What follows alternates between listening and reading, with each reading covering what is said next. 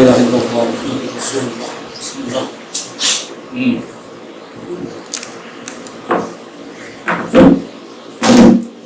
ஆக இப்போ உங்களுக்கு கலிமான்னா தெரியும், சரியா? அப்போ தொழுகை யாருக்கு தெரியும், யாருக்கு தெரியாது? தொழுகை என்ன இப்போ ஓரளவுக்கு தெரியாதவங்க தெரிஞ்சவங்க சொல்லி கொடுத்தீங்க, சரியா? இப்போ நோன்பை பற்றி பார்த்தோம், நோன்பு டைம்ல விழாவரே எடுத்துருவோம் என்ன. ஆனால் நோன்போட தன்மை இன்னும் கம்ப்ளீட் ஆகிறது மிருகங்களை பற்றி கிளாஸ் எடுத்து போகும்போது தான் கம்ப்ளீட் ஆகும், சரியா? அதுக்கடுத்து ஜகாத்தை பற்றி லாஸ்ட் கிளாஸ்ல பார்த்தோம். சொல்லனா இப்போ இவர்கள் எப்படி ஒண்ணுக்கு ஒண்ணு இன்டர் லிங்க்னு சொல்லியிருந்தோம், ஒன்னோட ஒண்ணு எப்படி தொடர்புடையதுன்னு சொல்லுவோம். அப்போ இந்த தொடர்புடையது கொண்டு வரும்போது என்ன பார்க்கணும், 5 தூண்ல 4 பேஸ்மெண்ட் எந்திரிச்சிருக்கு. இன்னைக்கு உட்கார வச்சது ஃபர்ஸ்ட் ரிங், இந்த 4 கட்டி பிடிக்கிற ஃபர்ஸ்ட் ரிங் போட்டு, இதுதான் இறையச்சத்தை ஏற்படுத்தக்கூடிய இடம், சரியா? இறையச்சம்ங்கிற சொல்லுக்கு முதல் அர்த்தம், முதல் ஸ்டெப் இது. அப்போ யாருக்கு பயப்படணும் அப்படின்னு சொன்னா, எவன் நம்மளை இல்லைன்ற ஒரு பொருள் வந்து உருவாக்குனாங்க, இல்லைங்கிற அளவு அதுல இருந்து நம்மளை யாரு இருக்குங்கிற லெவலுக்கு கொண்டு வந்தாங்க, இவனே மீண்டும் நம்மளை இல்லைங்கிற லெவலுக்கு கொண்டு போகக்கூடிய, சரியா? முதல்ல இல்லைனா நம்மளை உருவாக்கணும் மிக சிறுசா. அதை சொல்லும் போது 91 அழகா என்ன சொல்றா, நஃப்ஸி வமா ஸவ்வாஹா ஃபஅல்ஹமஹா ஃபுஜூரஹா வதக்வாஹா. அது சொல்லும்போது என்ன சொல்றா, நஃப்ஸி வமா ஸவ்வாஹா, ஆத்மாவின் மீது சத்தியமாக அது வடிவமைக்கப்பட்டதின் மீது சத்தியம் சொல்றாங்க. அப்போ ஆத்மாங்கிறது எத்தனை உண்டு அல்லது எவ்வளவு பெருசு நமக்கு தெரியல, அதை வடிவமைத்தவன் மீது அதனை வடிவமைத்ததன் மீது தான் வார்த்தையே. இன்னொரு இடத்துல சொல்றதா சொல்றா, 195 சொல்லும் போது வத்தீனி வஸைதூனி வதூரி சீனீன வஹாதல் பலதில் அமீன் லகத் خلقنا الانسان في احسن تقويم. மனிதனை மிக அழகான படைப்பாக படைத்தோம், மிக அழகான படைப்பாக படைத்தோம். அப்போ மனிதனின் வடிவமைப்பு மிக அழகானது. உலகத்துல நீங்க இந்த ஏற்கனவே உங்களுக்கு இன்னொரு முறை சொல்லியிருக்கோம், இந்த படிப்பு நீங்க உலகத்துல எங்க கண்டாலும் கிடைக்காது. நீங்க நல்லா பாத்தீங்கன்னா நாம இந்த உலகத்தை சேர்ந்தவர்கள் இல்லை. ஆத்மா என்பது உலகத்துடையது இல்லை. இந்த உடம்பு மட்டும்தான் உடல் இந்த உலகத்துக்கு உண்டானது. இந்த கவருக்குள்ள நம்மளை போட்டு அனுப்பியிருக்க, அந்த கவரை சிறுக சிறுக உருவாக்கினார், சிறுக சிறுக உருவாக்கினார், உருவாக்கி அதை கவர் பண்ணி கொடுத்தார். அதை அப்படியே அழிச்சிடுவான், உடலை கூட அப்படியே அழிச்சிடுவான். நல்லா பார்த்தீங்கன்னா எந்த மிருகத்தை எடுத்துக்கொண்டாலும், எந்த உயிரினத்தை எடுத்துக்கிட்டாலும் எதற்கு எலும்புகள் இருக்கோ அதனுடைய அமைப்புகளுக்கும் மனிதனுடைய அமைப்புக்கும் அதிகப்படியும் வித்தியாசம் இருக்காது. பேசிக் ஸ்ட்ரக்சர்ல என்ன இருக்காது, வித்தியாசம் இருக்காது. முதுகெலும்பு மண்டவோடு, ரிப்ஸ் விலா எலும்பு, முன்னங்காலு பின்னங்கால் அல்லது முன்னங்கை பின்னங்கால், முதுகெலும்புடைய தொடர்ச்சி. இதை கொண்டுதான் எல்லாமே இருக்கும். எந்த பறவையை எடுத்தா கூட இந்த இடுப்பு எலும்புல இருந்து கால் பின்னங்கால் இருக்கு, இவைகள் தான் இடம் மாறி இருக்குமே தவிர, போஸ்டர் கொஞ்சம் மாறி இருக்குமே தவிர, பாக்கி எல்லாம் பாத்தீங்கன்னா அச்சு எல்லாவற்றுக்கும் ஒரே மாதிரி. இப்ப நீங்க பலி எடுத்துட்டீங்கன்னா கூட என்ன நல்லா பாருங்க, இந்த உடம்பு இருந்ததுன்னா கை எப்படி இருக்கும்?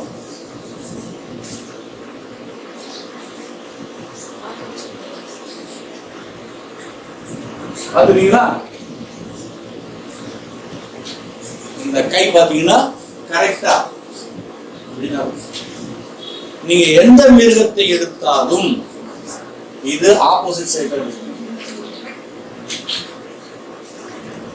மனிதனுக்கும் கை கால்களுடைய இயக்கம் பாத்தீங்கன்னா ஆப்போசிட்ல இருக்கு. கை இப்படி மடங்குதுன்னா கால் இப்படி மடங்கு, முன்னால மடங்கு. பாத்துருக்கீங்களா? கை இப்படி மடங்குதுன்னா காலு இப்படி மடங்கு. போஸ்டர் மாறி இருக்கும். இதுல நீங்க எந்த மிருகத்தை எடுத்தாலும் இந்த போஸ்டர் தான் இருக்கும். எல்லாவற்றுக்கும் மிக முக்கியமான விஷயம் பார்க்கக்கூடியது, மனிதன் மட்டுமே தன்னுடைய பாதத்தில் முழுமையாக நிற்கக்கூடியவன். வேற எந்த மிருகமும் தன்னுடைய பாதத்தில் முழுமையாக நிற்பது கிடையாது, பறவைகள் உட்பட. எந்த மிருகமும் தன் முழு பாதத்தில் நிற்காது. ரெண்டு கொஞ்ச நேரத்துக்கு நிற்கும், இன்னும் கீழே இறங்கிடும்.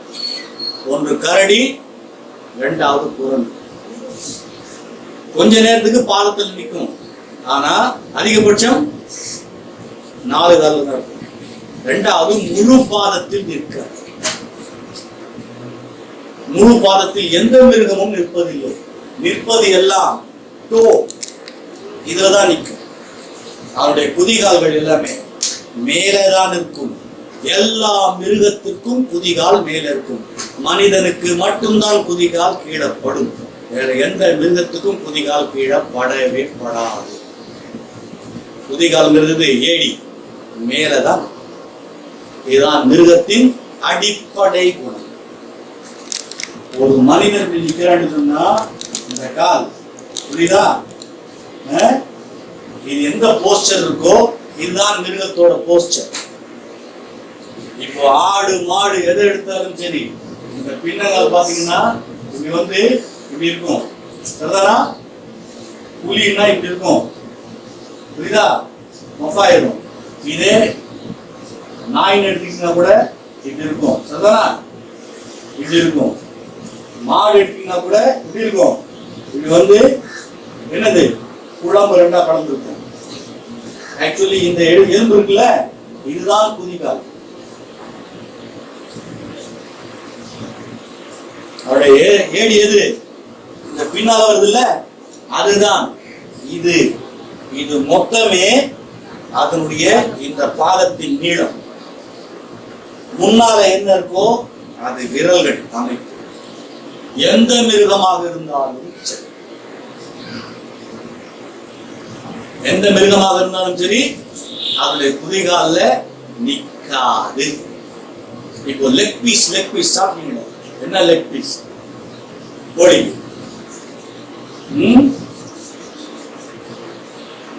இருக்காது, இருக்குது. இடுப்பு ஜாயிண்ட் இங்க இருக்கும். இது ஃபர்ஸ்ட் பீஸ், இது செகண்ட் பீஸ், இது தேர்ட் பீஸ். இதுதான் அவருடைய முட்டு. லெக் பீஸ் நீங்க எதை சாப்பிடுறீங்களோ அது கெரண்டை கால். எந்த மிருகத்துக்கும் எது திக்கா இருக்கும்? கெரண்டை கால் தான் திக்கா இருக்கும், மனிதன் உட்பட. மனுஷோட உடம்புல அதிகமான பெரிய கறி துண்டு எது தெரியுமா? இதுதான். மனுஷோட உடம்புல பெரிய சத துண்டு எது?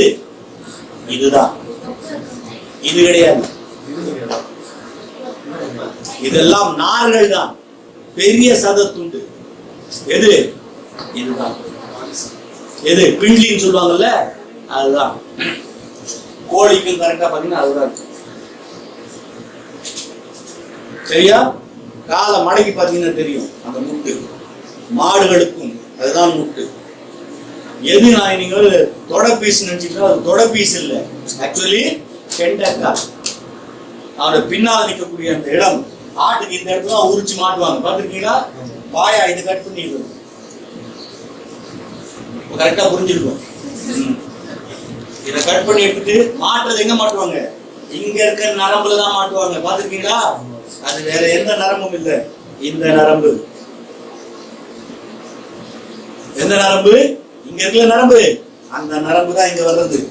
அந்த நரம்பு தான் லாக் பண்ணி மாற்றுறது. பாதம் அதான் பாயாண்டு ஆனது, முழுசா வர்றது. நீங்க எதை சாப்பிடுறீங்க? அது என்னது? ஆட்டுடைய முழு பாதத்தை தான் நீங்க சாப்பிடுறீங்க. அது கால் அல்ல, தப்பு. ஆட்டுக்கால் சூப் பண்ணாங்க, ஆட்டு பாத சூப். கால் இதோட முடிஞ்சு போச்சு. சரியா? ஆக குதிகால மேல தூக்குனா மிருகத்தின் குணம் மேலே எந்திரிக்கும். பெண்களுக்கு ஹை ஹீல்ஸ் போட வச்சதுக்கு காரணமே அதுதான்.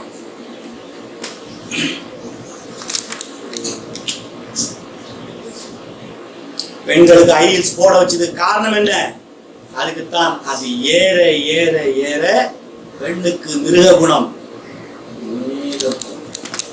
காரணம் குதிகால் மேலே இருந்துச்சுன்னா இந்த காஃப் ஸ்ட்ரைட் ஆகும். யாருக்கு காஃப் ஸ்ட்ரைட் ஆகுதோ அவர்களுக்கு உணர்ச்சி அதிகமா இருக்கும். பெண்ணுக்கு அந்த காஃப் வந்து சைஸ் அதிகமாக ஆக, நீங்க வெளிநாட்டு பெண்கள் எல்லாரையும் பாருங்க, காஃப் ஸ்டிக்கா இருக்கும். பார்த்திருக்கீங்களா? பார்த்திருக்கீங்களா? நம்ம நாட்டு பெண்களுக்கு காஃப் ஸ்டிக்கா இருக்காது. வெளிநாட்டு பெண்களுக்கு, வெள்ளக்கார பெண்களுக்கு, ஹை ஹீல்ஸ் போடுற பெண்களுக்கு எல்லாம் காஃப் ஸ்டிக்கா இருக்கும், ஸ்ட்ராங்கா இருக்கும். எவ்வளவு ஹீல்ஸ் வச்சு போடுறீங்களோ அவ்வளவு மிருக குணம் இருக்கும். இது ஹீல்ஸ் போடணுமா இல்லையா நீங்க முடிவு பண்ணிக்கலாம். ஆண்களுக்கும் அதேதான். ஏற ஏற என்ன? மிருகத்துக்கு அடுத்த முக்கியமான குணம் ஓடுறது. ஒரு இடத்துல இருக்க. ஹீல்ஸுக்கு வந்துட்டாலே ஓடத்தான் சொல்லும். ஹீல்ஸ்க்கு வந்தா அது ஃப்ளீயிங் கெப்பாசிட்டின்னு சொல்லுவாங்க. ஃப்ளீயிங்னா ஓடி போயிரு, விட்டு ஓடி போயிரு. டோக்கு வந்தாலே ஓடதான் அர்த்தம். நீங்க இது ஓட போகுது, ரன்னிங் ரேஸ் ஓடும் போதும் எங்க நிக்க வைப்பாங்க தெரியுமா? டோக்கு தான் வருவாங்க, அப்பதான் ஓட முடியும். குதிகால் முழுசா வச்சு வேகமா ஓடவே முடியாது. ஆனா ஓடி பாருங்க, முடியல. முழு பாதம் பதிஞ்சு வேகமாக ஓட முடியாது. முன்னங்கால ஓடினா தான் வேகமா ஓட முடியும். அந்த ஓடுற புத்தி வந்து அந்த ஓடுற புத்தி வந்துடும். மிருக உணர்ச்சி வந்ததுன்னா ஒரு ஆண் போதாது. ஒரு ஆண் போதாது, பத்தாது. இத சிஸ்டமேட்டிக்கா கொண்டு வரணும்னு சொல்லித்தான் குதிகால இன்ட்ரோடியூஸ் பண்ணது யூதர். அந்த காலத்தில் பெண்களை வசப்படுத்தணும்னு சொன்னா அடிமையான பெண்களுக்கு ஹை ஹீல்ஸ் போட்டு தான் வேலை வாங்குவாங்க. கொஞ்ச நாள்ல வேற வழி இல்லை, தன்னால வழி கொண்டு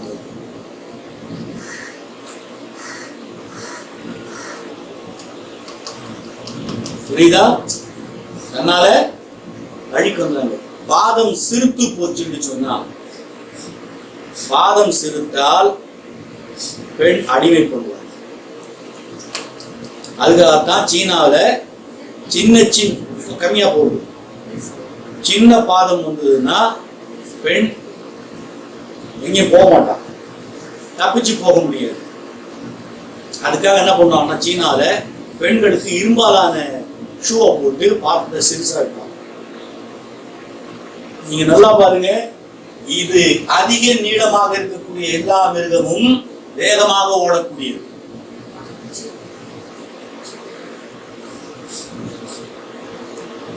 இந்த பாதம் நீளமாக இருக்கக்கூடிய எல்லா மிருகமும் அதிகமாக வேகமாக ஓடக்கூடியது. பூனை இனம் தான், ஆனா சீத்தாவுக்கு பாத்தீங்கன்னா கால் நீளமா இருக்கும். பாத்திருக்கீங்களா? சிறுத்தையை விட அதாவது இந்த லெப்பர்ட்னு சொல்லக்கூடிய வேங்கப்புலியை விட சிறுத்தைன்னு சொல்லக்கூடிய சீத்தா வேகமா போகும். காரணம் என்ன? இது நீளமா இருக்கும். நீங்க எதனா ஆலோசி பாருங்க. மான்களுக்கு நீளமா இருக்கும், குதிரைக்கு நீளமா இருக்கும். எது குட்டையா இருக்கோ அது வேகமா ஓடும். அதுக்குதான் உருதுல பழம் சொல்லுவாங்க, சர்படா சர்தார் கா பாவங்கடா படா கவார் காமா. அர்த்தம் என்ன தெரியுமா? கவார்னா கவாருக்கு நீங்க என்ன அர்த்தம் புரிஞ்சுச்சு தெரியல. எல்லாத்தையும் தொலைக்கிறவங்க கவானா, எல்லாத்தையும் தொலைக்கிறவங்க. கேரக்டர், பேர் எல்லாத்தையும் தொலைக்கிறது. பாதம் பெருசா இருந்ததுன்னு சொன்னா அவர்கிட்ட கேரக்டர் இருக்காது அப்படின்னு சொல்லி வச்சாங்க. உண்மையிலே பாதம்னா அந்த அர்த்தத்துல சொல்ல. இது மிருகத்துக்கு பாதம் இதுவரைக்கும். கோழிக்கு பாதம் எங்க ரெக்கை இல்லாம இருக்கோ அது கோழி எங்க நிக்குது? விரல் மேலதான் நிக்குது. எல்லாமே விரல் மேல. குதிகால் விடப்படாது. குதிகால் படுற ஒரே ஜீவன் யாரு? மனிதன். இப்போ குர்ஆனுடைய வசனங்களுக்கு வாங்க. அவர்கள் தங்கள் குதிகால்களின் மீது திரும்பி விட்டார்கள். அவர்கள் தங்கள் குதிகால்களின் மீது திரும்பி விட்டார்கள். அர்த்தம் என்ன? அவன் குதிகால் எங்க படல? பூமியில படல. அவன் மனுஷனாவே இல்ல, மிருகமாவே திரும்பிட்டான்னு அர்த்தம். அதாவது அர்த்தம், மீனிங். அர்த்தம் புரியுதா? இப்போ ஏகப்பட்ட விஷயத்துல இதுல வேணுமா? ஹதீஸ்ல வேணும்னா 65-85 புகாரி.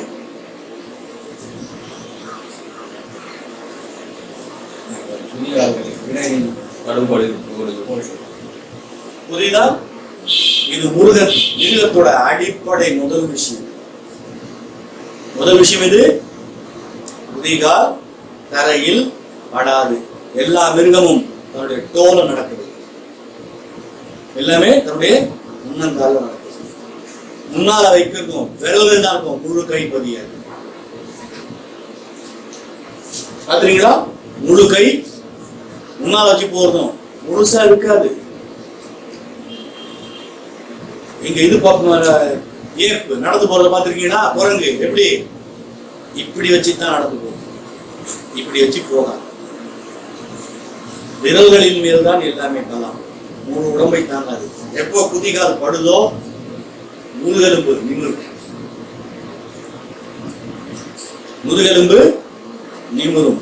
முதுகெலும்பு நிமிர்ந்துருச்சுன்னு சொன்னா அவன் இன்னொரு மனிதனுக்கு அடிமையாக மாட்டான்.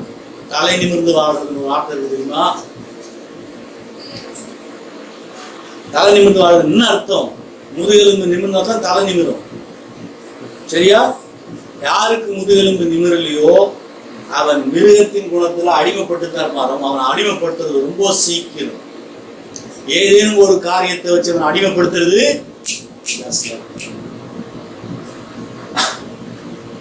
விளங்கிருச்சா? அவன் முருகன் நண்டு சரியா ஒர்க் அவுட் ஆகாது.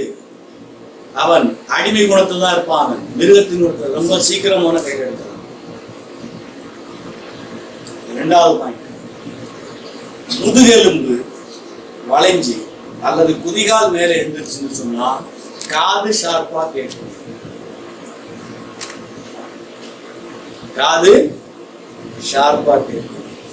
ஆனால் சில சத்தங்களுக்கு காது எரிச்சலை ஊட்டும். இது நிரூபிக்கப்பட்ட சைக்காலஜி.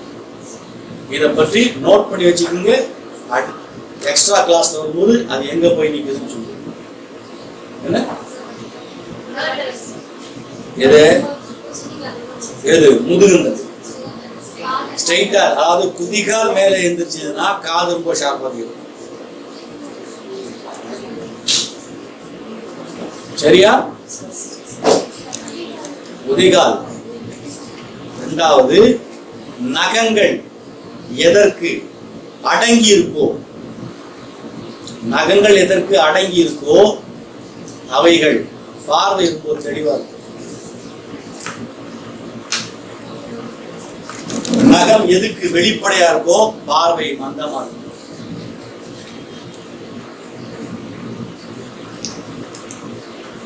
நகங்கள் எதுக்கு அடங்கி இருக்கோ அவைகளுக்கு பார்வை தெளிவா இருக்கும். நகங்கள் எதுக்கு வெளிப்படையா இருக்கோ பார்வை மந்தமா இருக்கும்.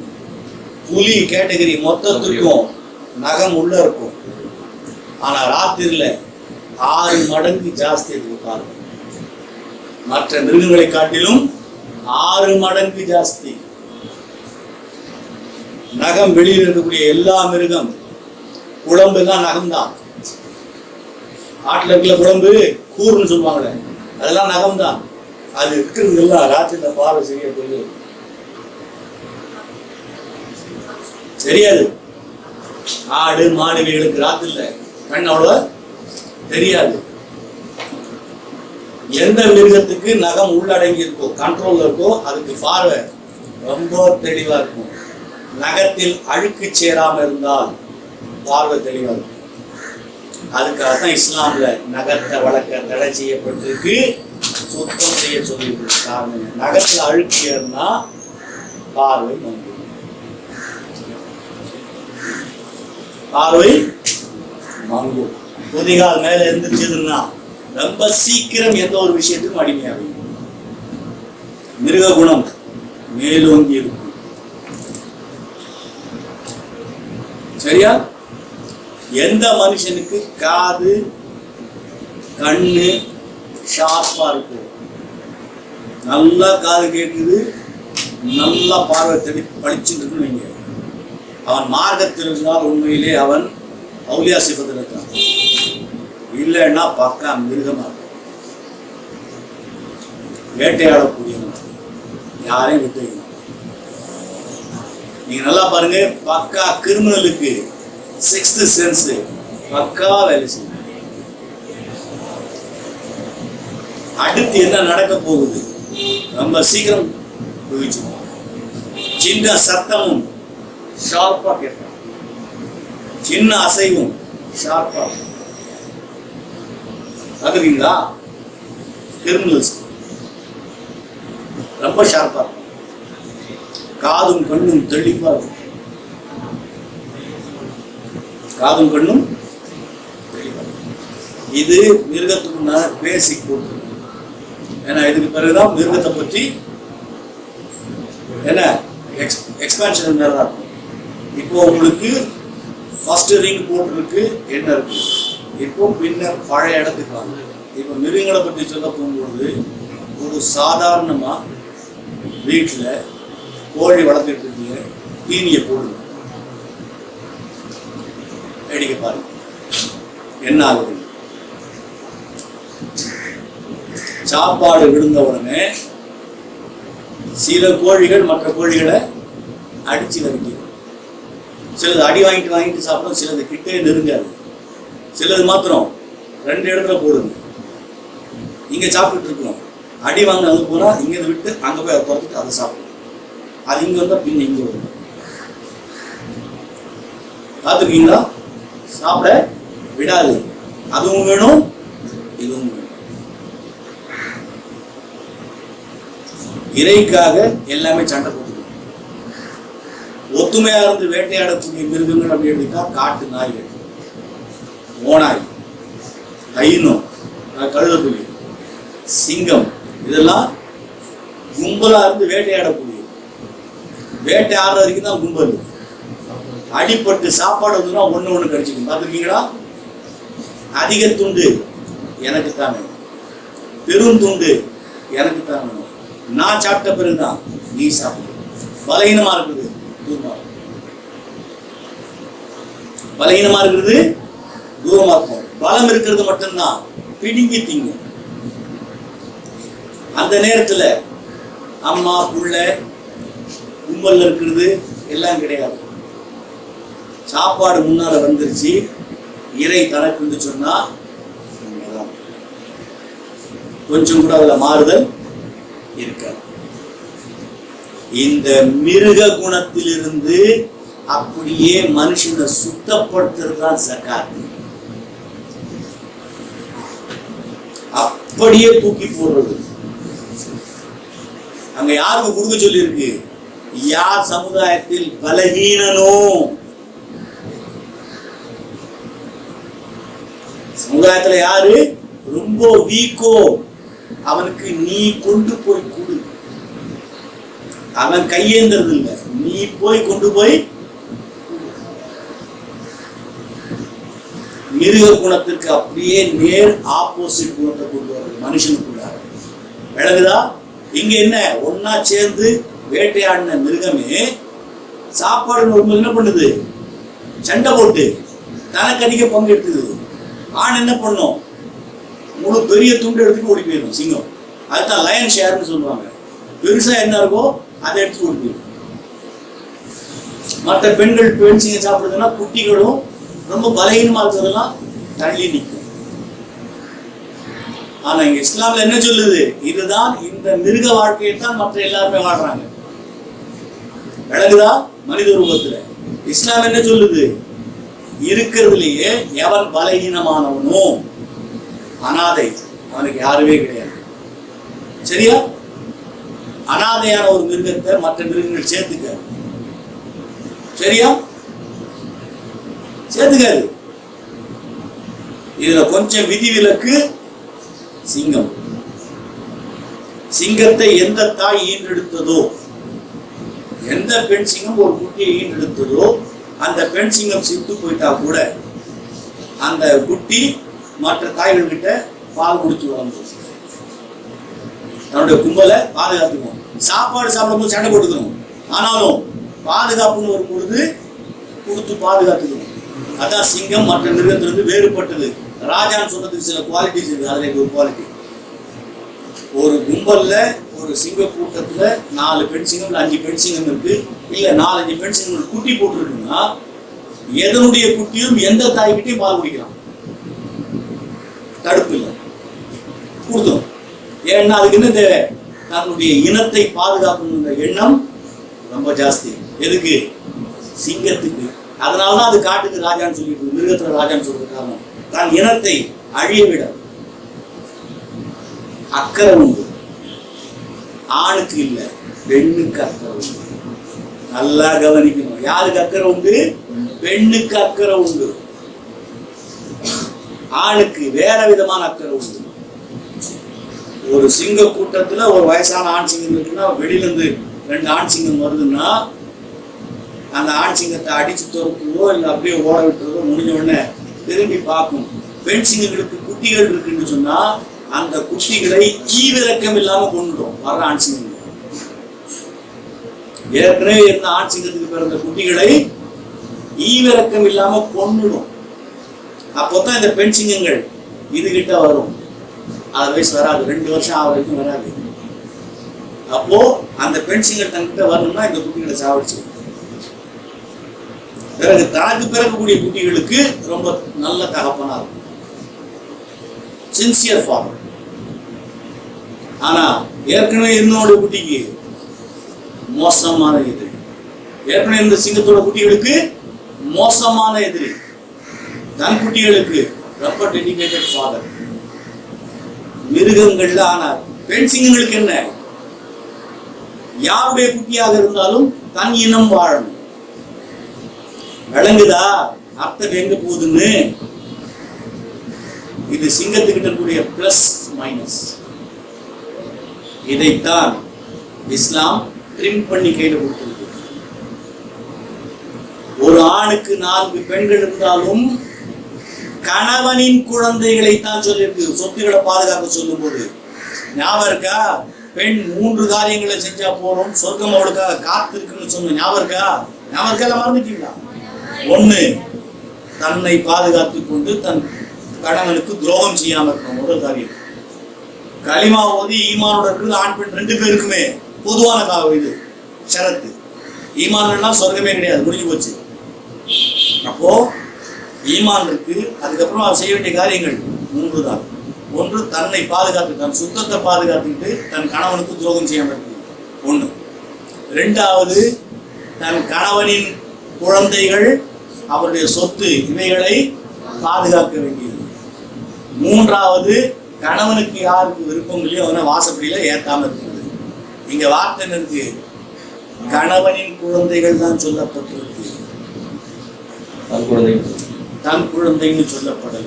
சரியா சரியா? சிங்கத்தின் குணம் அது. விளங்கிக்குங்க எங்க மேட்ச் ஆகுது.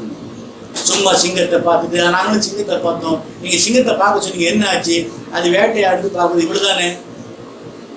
அல்ல. விளங்குதா? ஏன்? சமுதாயம் பாதுகாக்கப்படும். எந்த பெண் ஈன்றெடுத்தாலும் தன் கணவனின் பிள்ளை, எந்த பெண் ஈன்றெடுத்தாலும் தன் கணவனின் பிள்ளை, அந்த கணவனின் குழந்தையை பாதுகாக்கணும். ஆக அந்த குடும்பம் கட்டமைக்கப்படணும். அது யார்கிட்ட இருக்கு? பெண் கிட்ட. புரியுதா? இங்க ஆண் என்ன செய்யுது? தன்னுடைய குழந்தை அல்லாத ஏற்கனவே இந்த பெண்ணுக்கு குழந்தைகள் இருந்தால் கொன்னுட்டு தன் குழந்தையை கொடுக்குது. இஸ்லாம்ல அப்படியே மாத்து.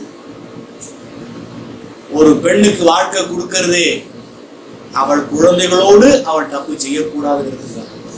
குழந்தைகளுக்காக நான் தப்பு பண்ணிட்டேன், அந்த குழந்தைகள் அனாதையாக இருக்கக்கூடாதுங்கிறதுக்காக பெண் தவறு செய்யாமல் இருக்கணும், குழந்தைகள் அனாதையாக கூடாது. அதற்காகத்தான் மறுமணத்துக்கு என்ன பண்ணாங்க? இங்க அனுமதி கொடுத்தது. உடம்பு தேவைக்காக இல்லை, அது 4ஆம் கட்டம். ஒரு ஆண் ஒன்றுக்கு மேற்பட்ட திருமணம் பண்ணதுக்கு முக்கிய காரணம் என்ன? காரணம் என்ன? கணவனை இழந்த பெண் சமுதாயத்தில் அவளுக்கு உண்டான பங்குக்கு ஆண் இல்லாமல் தப்பு செஞ்சிடக்கூடாது. முதல் காரணம், சமுதாயம் நாரக்கூடாது. 2வது, தகப்பனை இழந்த குழந்தைகள் அனாதையாய் போயிட்டு தரிகட்டு போகக்கூடாது. அதற்கு ஷெல்டர் வேணும். தகப்பன் நிலையில் இன்னொரு ஆளு இருந்து பாதுகாக்கணும். இந்த பக்குவத்தை முஸ்லிம் ஆண்களுக்கு கொடுத்தது இஸ்லாம். புரியுதா? எது சிங்கத்தின் ராஜான்னு மிருகங்களின் ராஜான்னு சொல்லப்பட்ட ஆண் சிங்கத்துக்கிட்ட எந்த குறைபாடு இருந்ததோ அந்த குறைபாட்டை நீக்கி உயிரினத்துல உசந்த இடத்துக்கு கொண்டு போகுது. அழகா? மனிதனும் உயிரினம் உயர்ந்த இடத்துல பாடி என்ன இருக்கு? எல்லா மிருகங்களை போலத்தான். இந்த பிசிக்கல் அட்டாக் என்ன இருக்கோ, இந்த உடற்கூறாக என்ன தாக்கம் இருக்கோ, அந்த தாக்கத்திலே ஹையஸ்ட் பாயிண்ட் யாரு? மனுஷன். இப்ப புரியுதா அழகான வடிவமைப்புக்கு அர்த்தம்? புரியுதா? என்னது? மிருகங்களின் அரசன் போற்றப்படக்கூடிய சிங்கத்துக்கிட்ட ஆண் சிங்கத்துக்கிட்ட இருக்கக்கூடிய கெட்ட குணம் என்ன? தன் குழந்தைகளுக்கு அது நல்ல அப்பன், ஆனா எதிரியின் குழந்தைகளுக்கு, மற்ற சிங்கத்தின் குழந்தைகளுக்கு எதிரி, ஜென்ம கொண்டுடும். ஆக மிருகங்களின் தலைவன் சொல்லப்பட்ட அதிலிருந்தும் உயிரினங்கிற வார்த்தை வரும் பொழுது மற்றவனின் குழந்தைகளின் தன் குழந்தையா பாவிச்சு வளர்க்கக்கூடிய பக்குவத்தை கொடுத்து, அந்த பெண் சிங்கங்கள் கிட்ட இருக்கக்கூடிய நல்ல குணத்தை இந்த முஸ்லிம் பெண்களுக்கு கொடுத்து, மனிதர்களுக்கு கொடுத்து, உயிரினத்துல மனித இனம் அந்த குடும்பம் முழுமையா பாதுகாக்கப்பட கொடுத்து அழகான செட்டப். இதற்காகத்தான் ஒன்றுக்கு மேற்பட்ட மனம் ஜாயஸ். இந்த பர்பஸ் சால்வ் ஆகல என்று சொன்னா ஜாயஸ் இல்ல, அது திருமணம் அல்ல, விபச்சாரம். அது திருமணம் அல்ல, விபச்சாரம். விளங்கிருச்சா? அப்போ ஒவ்வொரு மிருகத்தின் குணம் என்ன, அதோட பிளஸ் பாயிண்ட் என்ன, மைனஸ் பாயிண்ட், அதுகிட்ட இருக்கக்கூடிய பிளஸ் பாயிண்ட் எல்லாம் பாருங்க. அதுல இருந்து மனிதன் கற்றுக்கொள்ள வேண்டியது என்ன, அதை எப்படி தனதாக்க வேண்டும். ஒரு மிருகத்தின் மைனஸ் பாயிண்ட் அது நம்ம கிட்ட இருந்தா அதுல இருந்து நம்மளை விடுவிச்சுக்கிறது எப்படி. அந்த குணம் நம்ம கிட்ட இருக்குன்னு சொன்னா அந்த குணத்திலிருந்து நம்மை விடுவிப்பது எது? அப்போ இறைவன் மனிதனை அழகான படைப்புன்னு சொன்னதுக்கு அர்த்தம் என்ன? அப்போ உயிரினத்தில் இருக்கக்கூடிய எல்லா குறைபாடுகளும் களையப்பட்டு, நல்லா கவனிக்கணும், ஒவ்வொரு உயிரினத்திற்கிட்ட இருக்கக்கூடிய நல்லது கெட்டது எல்லாத்துலயும் இருக்கு. அப்போ அந்த இருக்கக்கூடிய எல்லா ஒவ்வொரு உயிரினத்தில் இருக்கக்கூடிய கெட்டதை எல்லாத்தையும் நீக்கி நல்லது எல்லாத்தையும் செஞ்சு உயிரினத்திலே சிறந்ததாக ஆக்குவதுதான் செட்டாங்க. அதற்குண்டான வாழ்க்கையை தான் மனிதனுக்கு விதிச்சிருக்காங்க. அப்போ இவைகளில் இயற்கையாக இறைவன் கொடுத்த இந்த விதிமுறையை யார் மீறுகின்றானோ, ஆணோ பெண்ணோ யார் மீறுறாங்களோ அவங்க நிச்சயமா ஏதேனும் ஒரு மிருக நிலைக்கு ஆட்டோமேட்டிக்கா போயிடுவான். மனிதனுக்காக விதிக்கப்பட்ட இந்த விதிகள் இருந்து மாறின உடனே நிச்சயமா எங்க போயிடுவாங்க, ஏதேனும் ஒரு மிருகத்து சாயல்ல ஆட்டோமேட்டிக்கா வந்துடுவாங்க. நிறைகுறை வந்துடும். நிறைகுறை வந்த உடனே எந்த மிருகத்தின் நிறை இருக்கு, எந்த மிருகத்தின் குறை அவங்க கிட்ட இருக்கு, அதற்குண்டான வாழ்க்கையின் தரம் அவங்க வாழ்க்கையில நீங்க பார்க்கணும். அதுக்குண்டான வலி அவங்க வாழ்க்கையில இருக்கும், அதற்குண்டான வெற்றி அவங்க வாழ்க்கையில இருக்கும்.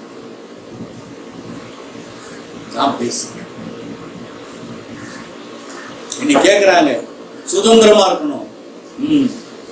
ஆடு மாடு ட்ரெஸ் போட்டுக்கிறது இல்லை, நீயும் போட்டுக்க.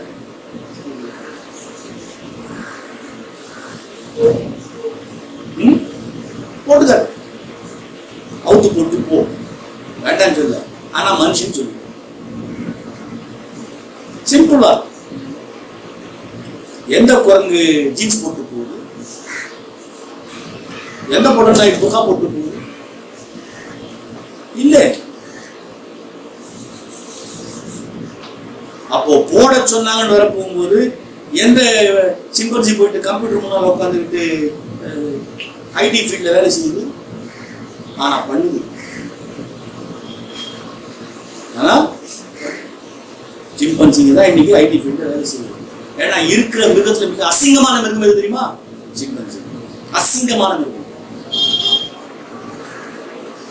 ஐடி ஃபீல்ட்ல வேலை செய்யற முக்கால்வாசி பேர் யாரு? சிம்பன்சி தான். வரைமுறை இல்லாத வாழ்க்கை. அந்த சிம்பன்சி குரங்குக்கு உண்டான வாழ்க்கையை வாழ சொல்லித்தான் தூண்டுறாங்க. ஆக்சுவலி டார்வின் கொள்கை சொல்லிட்டு என்ன சொல்றாங்க? ஆக்சுவலி ஒரு சில அமீபா இருந்தது, அது அப்புறமா என்ன ஆச்சு, ஊறதா மாறிச்சு, பூச்சியா மாறிச்சு, என்ன நத்தையா மாறிச்சு, தவளையா மாறிச்சு, இப்படி கதை விடுறான். என்ன மாதிரி உட்காந்து பார்த்துட்டு இருந்த மாதிரி ஒரு ஃப்ரேம் முடிச்ச இடத்துல தவளையா மாதிரி அங்கிருந்து பின்ன பறவையா மாதிரி போனது. அது எப்படி சொல்லலாம் தெரியுமா? 1946 அப்படின்னு சொல்லி கதை சொல்ற மாதிரி. என்ன 1946 1986 சட்டம் போட்டாங்க, 1989 சட்டம் போட்டாங்க, 2001 ஜெயலலிதா சீஃப் மினிஸ்டரா இருக்க போகும்போது அந்த மாதிரி என்ன சொல்றான்? 600 million years ago, 600 million years ago, 60 வருஷத்துக்கு முன்னால யாரா இருந்து பார்த்து. உடனே அடுத்த அதுக்கு சொல்றான், இல்ல சொல்லலாம் எப்படி, கார்பன் மேல டெபாசிட் ஆக வச்சு ஒரு விஷயத்தோட காலத்தை சொல்லிடலாம். சரி சரி ஒத்துக்கலாம். இது மேல கார்பன் எவ்வளவு ஃபார்ம் ஆச்சுன்னா எத்தனை வருஷம் ஆகும் சொல்லுவியா? சொல்லிடலாம். எப்படி? லேசான ஒரு லேயர் வந்தா 100 வருஷம், அடுத்த லேயர் வந்தா 200 வருஷம், அடுத்த லேயர் வந்தா 300 வருஷம். சரி, ஒரு லேயர் வந்தா 100 வருஷம், 100 வருஷம் இருந்து பார்த்து ஒரு லேயர் தான் ஏறி சொல்றதுக்கு ஒரு ஆள் இருக்கா? 100 வருஷம் ஆட முடியும். இந்த 3 லேயர் ஆகிறதுக்கு 300 வருஷங்கள் இருந்து பார்த்து சொன்னவன் யாரு? ஒரு மனுஷன். புரியுதா? இத்தனை லேயர் ஏறி இருக்கு, இத்தனை வருஷம் ஆயிருக்குன்னு சொல்றதுக்கு ஆடு. பாலை நல்லா காய்ச்சி வச்சேன், 10 நிமிஷத்துல ஆடை கட்டிடும். சரியா? திக்கா கட்டிருச்சுன்னு சொன்னா ரொம்ப நேரம் ஆச்சு பால் காய்ச்சின்னு சொல்லுங்க. ஏன்? அந்த டைமிங்க பார்த்து சொல்றது உங்ககிட்ட டைம் இருக்கு, உங்ககிட்ட டைம் இருக்கு. இப்போ இந்த பொருள் மேல ஒரு லேயர் கார்பன் ஏறிச்சுன்னு சொன்னா இத்தனை வருஷம், ஒரு 50 வருஷத்துக்கு இருந்தா ஓகே, 100 வருஷம் உள்ள மனுஷன் அனலைஸ் பண்ணிடுறான், எழுதி வச்சு போறான். இது இவ்வளவு திக்கு ஏறிச்சுன்னா நீ பார்த்துட்டு இன்னொருத்தனுக்கு சொல்றான், அவன் புள்ள பார்த்து சொல்றான் 2வது லேயர் ஏறிச்சு 100 வருஷம் ஆச்சுன்னு சொல்றான். 1000 வருஷம் ஆச்சுன்னு சொல்றதுக்கு எத்தனை பேர் இருந்தான்? அல்லது எவன் 1000 வருஷம் வாழ்ந்தான்? இவன் விடுறான கதை 60 கோடி வருஷத்துக்கு முன்னாடி எவன் வாழ்ந்தான்? இன்னமும் நேற்றுக்கு நடந்த மாதிரி சொல்லுவான். எடுத்து பாருங்களேன், ஏமாத்திருக்கு. 600 மில்லியன் இயர்ஸ் ago இந்த இருந்து எல்லாம் பார்த்தீங்கன்னா கை கூட்ட கால் நீடம். அப்படி இருக்க போகும்போது யானை எதுல இருந்தா வந்ததுன்னா இதுல இருந்தா வெளில வந்துங்கிறான். பன்னி எதுல வந்து இதுல இருந்தா வந்ததுங்கிறான். பல்ல மாத்திரம் மாற்றி விட்டு இது பார்த்தியா பெருசா இருக்குல்ல பல்லு, இது சிங்கமா மாறிச்சுங்கிறான். மேல் தோல்ல சும்மா ஒரு கோடை போட்டு இது புலியா மாறிச்சுங்கிறான். 2 பெரிய பின்னங்காலம் முன்னால 2 சின்னங்காலம் வச்சுக்கிட்டு இவ்வளவு பெரிய தடி வால் வச்சுக்கிட்டு இருந்தது, புலியா மாறிடுச்சான். எப்படி? ஆனா மேல இருந்த ஒரு கோடு மாத்திரம் மாறலையே. உடம்புல ஒரு சின்ன கோடை போட்டுட்டு பத்தியா கோடு இருக்குல்ல, அதான் புலியா மாறிடுச்சு. சரி, இந்த கோடு எங்க இருந்து எடுத்த? நீ எலும்பத்தானே எடுத்த, எலும்பத்தானே எடுத்த. அந்த எலும்பு மேல இப்படித்தான் தோல் இருந்ததுன்னு உனக்கு எப்படி தெரிஞ்சது? கேட்டா இல்ல, இந்த மாதிரி எலும்பு இருந்தா இப்படித்தான் இருக்கும். சரி, அப்போ எத்தனையோ எலும்பு கூடுகள் இருக்கு. அந்த எலும்பு கூட வச்சுக்கிட்டு கரெக்டா வரைஞ்சு காட்டு பார்ப்போம். யூகம்தான் கரெக்டா. அல்லாஹ் சொல்றானா குர்ஆன்ல, இவர்கள் பின்பற்றுவதெல்லாம் வெறும் யூகமும் கற்பனையுமே. இது யூதனின் என்ன சொல்றா கொண்டு வந்த விஷயம் என்ன? இப்படித்தான் வந்து என்ன பண்ணா, கடைசியா குரங்கா மாறிச்சான். குரங்குல இருந்து மனுஷன் வந்தான். ஆனால் இவர்கள் வச்சுக்கிட்டு இருக்கக்கூடிய புத்தகம் என்ன சொல்லிட்டு இருக்கு? இறைவன் மனிதனை நேரடியா களிமண்ல இருந்து படைச்சான் தான் புக்கு சொல்லிட்டு இருக்கு. பைபிள் என்ன சொல்லிட்டு இருக்கு? களிமண்ணிலிருந்து தேவன் தன் சாயலில் உருவாக்கினார். இப்போ கேள்வி என்ன? தேவன் மனிதனை தன் சாயல்ல உருவாக்கினார்னு சொல்லும் போதுதான் மனுஷன் தேவ சாயல்னு சொல்லிட்டு இருக்க. இவன் அவனே என்ன சொல்றான்? குரங்குல இருந்து மனுஷன் பிறந்தாங்கிறான். அப்போ தேவன் குரங்கு மாதிரி இருப்பாரா, இல்ல குரங்கு தேவன மாதிரி இருப்பாரா? இந்த கேள்வி வருதா இல்லையா? நாத்திகனா இருக்கும்போது இந்த கேள்வி கேட்டிருக்கேன். என் 16 வயசுல இந்த கேள்வி வந்துருச்சு. கேட்டேன், பைபிளை விரிச்சு படிச்சுட்டு இதே கிறிஸ்தவ நாடுகள் தான் சொல்லுது. யூதன் தான் சொல்றான். டார்வின் யார் தெரியுமா? யூதன். அவன் தான் சொல்றான் குரங்குல இருந்து மனுஷன் வந்தான்னு. அவனுடைய புத்தகத்தை தான் கிறிஸ்தவர்கள் என்ன பண்றாங்க? பழைய ஏற்பாடை கையில வச்சுட்டு இருக்காங்க. அது என்ன சொல்லுது? தேவன் மனிதனை தன் சாயலில் சிருஷ்டித்தார், ஆணும் பெண்ணுமாக தன் நிஜத்தில் தன் ரூபமாக சிருஷ்டித்தார். அப்போ இதை சொல்லிக்கிட்டு குரங்குல இருந்து மனுஷன் வந்தான்னு சொல்லும் பொழுது, அப்போ குரங்கு தேவ சாயலா அல்லது தேவன் குரங்கின் சாயல்? எதுல இருந்து வந்தோம்? அப்போ யூரோப்பியன்லாம் யாருடைய சாயல்? இயேசு கிறிஸ்துவ போடும் பொழுது கரெக்டா யூரோப்பியன் சாயல்ல போட்டுக்கிறான். ஆனா குரங்குல இருந்து மனுஷன் வந்தான்னு சொல்லும் போது ஆப்பிரிக்கனை தூக்கி போடுறான். புரியுதா? அவருடைய வெறி எங்க நிக்குது? அதே ஒரே ஒரு சகோதரனுக்கு யாருக்கும் காமிச்சேன். அசந்து அன்னைக்கு விருந்து போய் பார்த்தாங்க. நீங்க பகவத்கீதை எடுத்து பாத்தீங்கன்னா சரி, ராமகிருஷ்ண மடத்துல இருந்து போட்டிருக்க கிதாபு பகவத்கீதை பாத்தீங்கன்னா குணத்திரய யோகம்னு இருக்கும். குணத்திரய யோகம் அதுல 3 குணங்களை பற்றி பேசுவோம். தாமச குணம், ரஜோ குணம், சாத்விக குணம். 3 குணத்தை சொல்லுவோம். சாத்விகம்னா மேல எந்திரிக்கிறது. ரஜச குணம்னு சொன்னா அலம்பல் பண்றது, அராஜகம் பண்றது, குழம்புனது. தமச குணம்னா அடிமுட்டா நாசமா போறது. அதை போடும்போது அவன் யாரை வரைஞ்சி வச்சிருக்கான் தெரியுமா? யாரை வரைஞ்சி வச்சிருக்கான் தெரியுமா? அந்த மேல எந்திரிக்கக்கூடிய சாத்விக குணம். சாத்விக குணம்னா மேல எந்திரிக்க குணம்னு பல பேருக்கு தெரியாது. சாத்விகம்னா ரொம்ப பயங்கரமான குணம் நினைச்சிட்டு இருக்காங்க. மேல எழக்கூடிய குணம், அவ்வளவுதான். அதை போடும் பொழுது கோடு கொடுத்து தலையை நல்லா படிய வார்ன, மூக்கு நீண்ட அழகான பிராமண மீசையை வலிச்ச, தாடி வலிச்சு கிளீன் சேவன் முகத்தை போட்டு வச்சிருப்பான் பிராமண சாயல. ரஜோகுணத்தை போடும் பொழுது ஜுபா போட்டு மீசை இப்படி மாறி போட்டுருப்பான். நீ வேணா எடுத்து படிச்சு பாருங்க, டிராயிங் பண்ணியிருப்பான். தமச குணத்தை சொல்ல போகும்போது கருப்பு ஷேட் அடிச்சு, எஸ்சிங்க இருக்காங்கல்ல தலித்துகள், அவங்க ஃபேஸ் வர்ற மாதிரி போட்டு வச்சிருக்காங்க. படிச்சு பாருங்க, எடுத்து வேணா பார்த்து பாருங்க, தோண்டி பாருங்க. ஆக அவன் எதை மண்டையில உட்கார வைக்கிறான். அப்போ அந்த மாதிரி மீசை வடிச்சு கிளீன் சிவன் படிய வார்ந்த பிராமணன் எல்லாம் சாத்விகன், எஸ்சி எல்லாம் தமசன், ரவுடித்தனம் பண்றதெல்லாம் நாயக்கரு, ரவுடித்தனம் மீசை பெருசா வச்சிருக்கவெல்லாம் ரவுடித்தனம் பண்றவன் ரஜோகுணம். இப்படி அடையாளப்படுத்து. இது யூதனின் கைக்கூலி. இப்படி பண்ணித்தான் போட்டு வச்சிருக்கான். ஆனா நிஜம் என்ன தெரியுமா? உலகத்தில் இருக்கக்கூடிய மிருகங்களுக்கெல்லாம் ஸ்கெலிட்டன் ஒரே மாதிரியா கொடுத்தவன். குரங்குல இருந்து மனுஷன் போகல. ஆனா மனிதர்களில் சில பேரை அல்லாஹ் குரங்கா மாத்தி இருக்கான். குர்ஆன் சொல்லிட்டு ரிவர்ஸ் ஆயிருக்கு ப்ராசஸ். என்ன இருக்கு?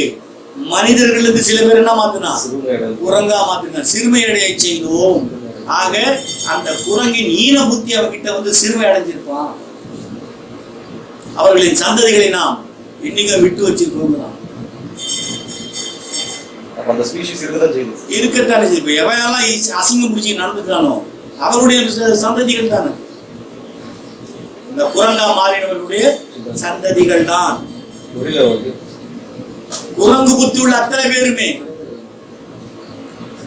இழிவடைந்த சிறுமையடைந்த குரங்குகளாக மாற்றி விட்டோம். அவனுக்கு உண்மையை சொன்னா மண்டையில ஏறவே ஏறாது. அந்த மாதிரி பெண்கள் கிட்ட நீங்க என்ன உண்மையை எடுத்து வைங்க, அதை அவுத்து போட்டு போவத உறுதியா இருப்பான். எத்தனையோ பெண்களை பார்த்தாச்சு. தாய் தந்த கதறுவாங்க, அவன் தான் வேணும் எனக்கு. வார்த்தை அவன் கிட்டத்தான் போவேன், அவனோட தான் வாழ்வு. காரணம் என்ன? சிறுமை அடைந்த புத்தியை கொண்டு கொடுத்துருக்கலாம். சொல்றானா லகது கலகனல் இன்சான ஃபீ அஹ்ஸனி தக்வீம் சொல்லிட்டு சும்மா ரதத்னாஹு அஸ்ஃபல சாஃபிலீன். அவனுடைய நடவடிக்கையின் காரணமாக அவனை தாழ்ந்தோரிலும் தாழ்ந்தோனாக்கினோம். தாழ்ந்தோரிலும் இழிவடைய செஞ்சிட்டேன் நான். இன்னொரு இடத்துல சொல்லுவான், அவர்கள் மிருகங்களை போன்றவர்கள். இல்லை இல்லை, அதனினும் கீழானவர்கள். மிருகங்களை போல இல்லை, அதனிலும் கீழானவர்கள். அந்த அதனினும் கீழானவர்களுக்கு விளக்கம் இன்ஷா அல்லாஹ் வரும். ஏன் கீழே போகுதுன்னு சரியா? அப்போ இந்த அமைப்பு இப்ப நல்லா விளங்கி போயிருக்கும். எது உங்களுக்கு பிரச்சனைன்னு மீண்டும் சொல்றது என்ன? உடல் தான் சோதனை. முதல் சோதனையே உணர்வு. ஏன்? வெளியில உலகத்துக்கு வெளியில இருக்கக்கூடிய நம்மளை இந்த உலகத்துல நடமாட வைக்கிறதுக்காக வேண்டிய கவசமாக இந்த உடம்பை எடுத்து கவர்ல போட்டு நம்மளை நடமாட வச்சிருக்காங்க. இந்த நடமாட்டம் என்னைக்கு அவன் நிறுத்துறானோ இந்த மேல இருக்க கவரை கட்டிட்டு நம்மள தனியா பிரிச்சுடுவான். எல்லாரையும் ஒன்னா நிக்க வச்சு கேள்வி கேட்கிற நாள் ஒண்ணு இருக்கு. ரிட்டர்ன் போற டைம் சரிதா? ரிட்டர்ன் இந்த உலகத்துல இருந்து இந்த உடம்ப விடுற டைம் தான் வேற வேற. எப்படி எல்லா ஆத்மாவும் ஒண்ணு, கவர் வேற வேற சொன்னேன் சரிதானா? அதை போலவே இந்த உடம்ப விடுற டைம் தான் வேற வேற. எல்லாருக்கும் கேள்வி கணக்கு ஒரே நாள் தான். அத்தனை பேர் ரிட்டர்ன் அங்க போய் நிக்கிறது சிங்கிள் டே. எப்படி இது அனுப்பு போடுறதுக்கு முன்னால ஆரம்புடைய முதுகும் தண்டு உருவி எடுக்கும் போது காலம் இல்லாமல் இருந்ததோ அதை போலவே மீண்டும் கொண்டு நிக்க வைக்க போகும்போது காலம் வேலை செய்யாது, நிறுத்திடுவான். அதுக்கு பேர் தான் யௌமுல் கியாமா, நிலை நின்று விட்ட நாள். அதுக்கு முன்னால டைம் கிடையாது. சரியா விளங்கிடுச்சா? அதுக்கு பிறகுதான் கிளாக் ஆரம்பிச்சு விட்டது. அவன் ஓடிக்கிட்டு இருக்கு. மீண்டும் கிளாக் என்ன பண்ணிடுவான்? ஆஃப் பண்ணிடுவான். ஆஃப் பண்ணிட்டு முன்னுக்கு முன்னால இப்போ கிளாக்கா மாறி நேரமா மாறி எல்லாரையும் சூழ்ந்து இருக்கான். விளங்குதா? இப்போ காலமா மாறி யார எல்லாத்தையும் ஒவ்வொரு பொருளையும் சூழ்ந்து இருக்கான். அவனை மீறி ஒன்று இல்லை, எல்லாம் அவனுக்குள்ள. ஒவ்வொரு பொருளுக்கும் அவன் இல்லை, எல்லாம் அவனுக்குள். காலத்தை நீங்கள் பிடிக்காதீர்கள், காலத்தை பழிக்காதீர்கள், இறைவனை காலமாக இருக்கிறான். காலமா மாதிரி எல்லாரையும் சூழ்ந்து இருக்கான். அந்த டைம் வரும்போது ரிலீஸ் பண்ணிட்டு இப்போ காலம் தேவையில்லை, முன்னால இல்லை. அதனாலதான் அவன் எங்க இருக்கான்னு கேள்விக்கு பதில் இல்லை. இப்போ விளங்குதா? இப்ப அவன் எங்க இருக்கான்னு சொன்னா பதில் இல்லை.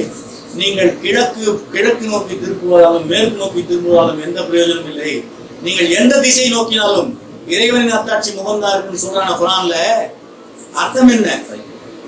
6 முகம் சொல்றாங்களா? என்ன நினைச்சிட்டு இருக்கீங்க? என்ன நினைச்சிட்டு இருக்காங்க?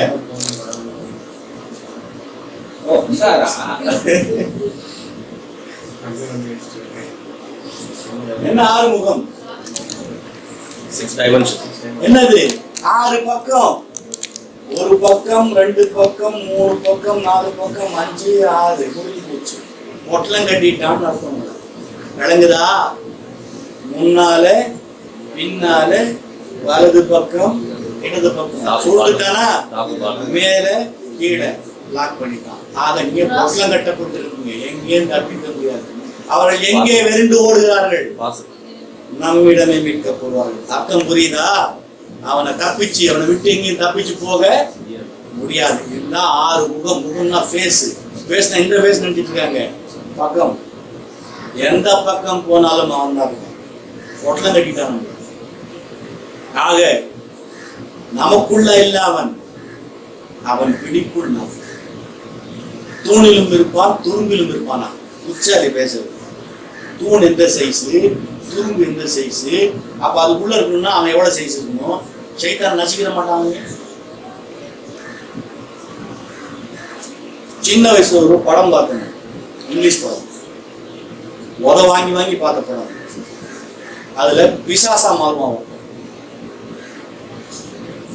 சாதாரண பூனை உருவத்துல இருப்பான். அவன் மனுஷ உருவம் எடுக்கணும்னா அவனுக்கு செப்பல் வேணும். செப்பல் இல்லைன்னா அவனால நடமாட முடியாது. ஸோ ஏதாவது ஒரு ஷூ கிடைச்சிருச்சுன்னா அதில் மாதிரி மனுஷ உருவம் எடுத்துருவான். இதுதான் மேக்சிமம் அவனால் முடியுது. செஞ்சுக்கிட்டே இருப்பான். கடைசியில் இதோட பெரிய ஒரு பிசாசு ஒன்று இருக்கும். அவன் கரடியா மாறுறது, புலியா மாறுறது, ரொம்ப மோசமான உருவம்லாம் எடுக்க முடியுது. இவன் ஒருத்தருக்கு ஹெல்ப் பண்ண போவான். அந்த மனுஷனுக்கு அவன் எதிரியா இருப்பான். கடைசியில் எக்கச்சக்கமா நேருக்கு நேராக போட வேண்டிய கட்டாயம் உண்டு. வரும்போது இவன் கேட்பான், நீ பெரிய ஆள் தான், நான் ஒத்துக்கிறேன், என்னை பாதுகாப்பு, என்னை மன்னிச்சிருங்க, அவனை சாவடிக்க போறேன். இருந்தாலும் எனக்கு ஒரே ஒரு சின்ன சந்தேகம் தான். என்னங்க, நீ எத்தனையோ உருவம் எடுக்கிற, மேக்ஸிமம் எவ்வளோ பெரிய உருவம் எடுப்பேன் அப்படின்னா மிகப்பெரிய காரடி உருவம் எடுத்து பயப்படாம நடிப்பேன், பயங்கரமா இருப்பேன். சரி, வேற எவ்வளோ மேக்ஸிமம் சின்னதாக ஆவ நீ அப்படின்னா நான் சுண்டலியா கூட மாறுவேன் அப்படின்னா அங்கே மாற்றி காட்டுமா. அவன் சுண்டலியா மாறுவான். இவன் மனுஷ உருவத்தில் சட்டுன்னு பூனை, இவனுடைய ஒரிஜினல் கேரக்டர் இது பூனை, போய் நசுக்கி சாப்பிடும். இது ரொம்ப நாளா மூளையில பிடிச்சுக்கிட்டே இருந்தது. அப்போ தூணிலும் இருப்பான், துரும்பிலும் இருப்பான்னா, துரும்பு எத்துண்டு அதுக்குள்ள ஆண்டவன் சைத்தான் மிட்டா வச்சிருப்பான், நசிக்கிற மாட்டான். ஆக இவர்களின் விளக்கம் தவறானது. அதுதான் புத்தகங்களை படிக்க படிக்க வந்துருச்சு. நமக்குள்ள இல்லாம அவன் பிடிக்குள் நாம இதான் ஆர்வம். லாக் பண்ணியாச்சு. உங்களுக்கு வலப்பக்கமும் உங்களுக்கு இடப்பக்கமும், உங்களுக்கு முன்னேயும் உங்களுக்கு பின்னையும், உங்கள் தலைகளுக்கு மேலும் உங்கள் பாதங்களுக்கு கீழும் நாமே இருக்கிறோம். லாக் பண்ணிட்டாங்க. எங்கேயும் தப்ப முடியாது. சரிதா? காலமா இருந்து உங்களை லாக் பண்ணிட்டான், இதை ஓபன் பண்ணிக்கலாம். முன்னால இப்போ தெரியுதா? மறுமையில் அல்லாஹ் இறங்குவான், எல்லாம் பார்ப்பாங்கன்னு சொன்னது அர்த்தம் புரியுதா? அந்த காலத்தை நிறுத்திடுவான்.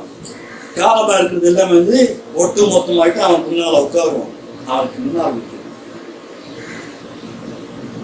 இந்த நேரத்தில் யார் பூமியிலே அல்லாஹ்வுடைய பாதுகாப்பை தேடிக்கொண்டார்களோ அவர்கள் அவனுடைய அரியாசனத்துக்கு கீழே நிழல்ல உட்கார்ந்துருப்பாங்க. யார் தப்பு செஞ்சிட்டாங்களோ முன்னால நிற்பாங்க.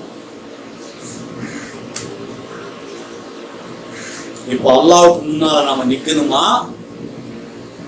முடிவு பண்ணி அல்லாஹ்வுக்கு முன்னால நிக்கணும்னு யார் நம்புறாங்களோ, அல்லாஹ்வை நான் நேருக்கு நேரா பார்ப்பேன், சொர்க்கத்துல பார்க்கணும்னு ஆசைப்படுறேன். மறுமையில் அல்லாஹ்வை நேருக்கு நேரா யார் பார்த்தானோ அவன் கதை முடிஞ்சுதுன்னு அர்த்தம். நவுதுபில்லாஹ், அல்லாஹ் என்னையும் பாதுகாக்கணும். அவனுடைய நிழல்ல இருக்க ஆசைப்படுங்க, அவனுக்கு கீழே. அதான் உண்மையான நிலை. முன்னால நின்னா பதில் சொல்லியாரு. எப்ப முன்னால் நிக்கணும்? அவன் அரியாசனத்தில் உட்கார்ந்த பிறகு. அரியாசனத்துல உட்கார்றான்னு சொன்னா நீதிமானவன், நீதிபதி. அவனுக்கு மன்னிக்க தெரியாது, மன்னிக்க மாட்டான். மன்னிப்பின் கதை நல்லா இழுத்து சாத்தின பிறகுதான் தீர்ப்பை சொல்ல ஆரம்பிப்பான். என்ன செஞ்சோமோ அணு அளவு இருந்தாலும் எடை கொடுத்தாலும் அவன் நீதிமான் இல்லை, வெறும் அருளாளன் தான். அவன் அரியாசனம் ஏறதுக்கு முன்னால அவன் கிட்ட தீர்ப்பை வாங்கிட்டு பூமியிலேயே அவனுக்கு கீழே ஓடி போயிருது. புரியுதா? அவன் அரியாசனத்துக்கு ஏறி உட்காரத்துக்கு முன்னாலேயே அவனுடைய தீர்ப்பை வாங்கிக்கிட்டு பூமியின் மீது இருக்கும் போதே தீர்ப்பை வாங்கிக் கொள்வது நான் சொர்க்கவாசின்னு அவன் மன்னிப்பை தேடுறது, வாங்கிக்கிட்டு அவனுடைய நிழல்ல போய் பதுங்கி உட்கார்ந்துடுறது புத்திசாலி. ஏன்னா அவனை மீறி யாரும் அவனை வந்து இழுத்துட்டு போக முடியாது. அவனுக்கு எல்லாம் இருக்கு, எல்லாம் தெரியும். பத்திரமா வச்சுட்டு ட்ரீட்மெண்ட் ஆரம்பிப்பான். நம்மளை யார் யார் என்னென்ன பேசினார்களோ, யார் யார் என்னென்ன கஷ்டப்படுத்தினார்களோ, அவர்களுக்கு என்ன நடக்குதுங்கிறத தெளிவா நம்மளை காட்ட செய்யும். உட்கார்ந்து பார், நான் அவங்களோட எப்படி ட்ரீட்மெண்ட் பண்றேன். நமக்கு மனம் கலங்கினாலும் நான் மறக்க மாட்டேன், நீ மறந்துட்ட நான் மறக்க மாட்டேன். இன்னைக்கு அவனை நான் எப்படி ட்ரீட் பண்றேன் பாருங்க, நடத்தி காட்டுவோம். இது வேணும்னு விருப்பப்பட்டீங்கன்னா இங்க அல்லாஹ்வின் மீது தவக்கல் வச்சு அவகிட்ட எல்லாத்தையும் ஒப்படைச்சிட்டு சபர் செய்யும். சிம்பிளா சபர் செய்யும். அல்லாஹ் பாதுகாத்து விடமாட்டான். கரெக்டா துல்லியமா உண்டு. ஒரு முடி கூட வீணா போகாது. ஒரு முடி கூட இந்த பக்கம் அந்த பக்கம் எக்ஸ்ட்ராவா போகாது. உரி எடுத்துருவான். இது நம்பிக்கை இல்ல, நாம சிப்பு முன்னால் அவங்க கொண்டு வந்துருவோம். இந்த நம்பிக்கையில் உறுதியா இருக்கிறதுக்கு பேர் தான் சரியான ஈமான். சரியா? அப்போ எதை எப்படி எடுத்துட்டு வர்றது? மிருகங்களுடைய விஷயங்கள் வரப்போகும்போது நாம எதை நோக்கி சாயும்? கொடுக்கப்பட்ட பெரிய சோதனை உடல். இந்த அழகான அமைப்பை கொடுத்து மனுஷனை உள்ள போட்டு அனுப்பி வச்சிருக்காங்க. அப்போ சோதனை எதுவா இருக்கும்? இந்த மற்ற மிருகங்களுக்கு மத்தியில மிருகத்தின் சாயல் கொண்ட இந்த உடம்பை கொடுத்துருக்காங்க. விளங்குச்சா? இந்த பூமியின் மீது நடமாட அதனை சரியா நீங்க பயன்படுத்தீங்கன்னா உயிரினம்ங்கிற வகையில நீங்க வசதி. புரிஞ்சுதா? ஏன் உங்களுக்கு என்ன இயற்கை படைக்கப்பட்டது அந்த படைப்பை நீங்க கம்ப்ளீட் பண்ணிருக்கீங்க. பாஸ் மார்க் இல்ல, இந்த உடம்புல சிக்கிட்டீங்க, மிருகத்தின் வாழ்க்கையை தனதாக்கிட்டீங்க, ஆத்மா புதஞ்சு போயிடும், டிட்டாச் ஆகாது. கொடுக்கப்பட்ட இந்த உடம்புல இருந்து ஆத்மா டிட்டாச் ஆகாது, பலவந்தமாக பிடுங்கப்படும், டேமேஜ் ஆகும். அந்த வலி தீர்ற வலி கிடையாது. அந்த வலி தீர்ற வலி கிடையாது. கடைசி வரைக்கும் நின்றுடும் அப்படியே. ஆகையினால நல்லா புரிஞ்சுக்க, கொடுத்த உடம்பு இதற்கு என்ன தப்பு நடந்தது அதை அங்கேயே நிறுத்திடுங்க. தௌபா செஞ்சு மீண்டும் எண்ணத்துல. அதுக்கு ரசூலுல்லாஹி ஸல்லல்லாஹு அலைஹி வஸல்லம் சொல்லும் போது என்ன வார்த்தை சொல்லி கேட்டாங்க தெரியுமா? அல்லாஹும்ம ஃபில்லி ரப்பி குல்லுஹு வதிக்குஹு வஜில்லஹு வஅவ்வலஹு வஆகிரஹு வஅலானியதஹு வசிர்ரஹு. இறைவா, என் பாவங்கள் முழுமையையும் ஒவ்வொரு பாவத்தையும் மன்னிச்சிரு. அல்லாஹும்ம ஃபில்லி ரப்பி குல்லுஹு. குல்லுஹுனா எல்லாம் நடக்குங்க, ஒவ்வொரு ஆள் அப்படின்னு சொன்னாதான் எது ஆள்னு சொன்னாதான் எல்லாம்.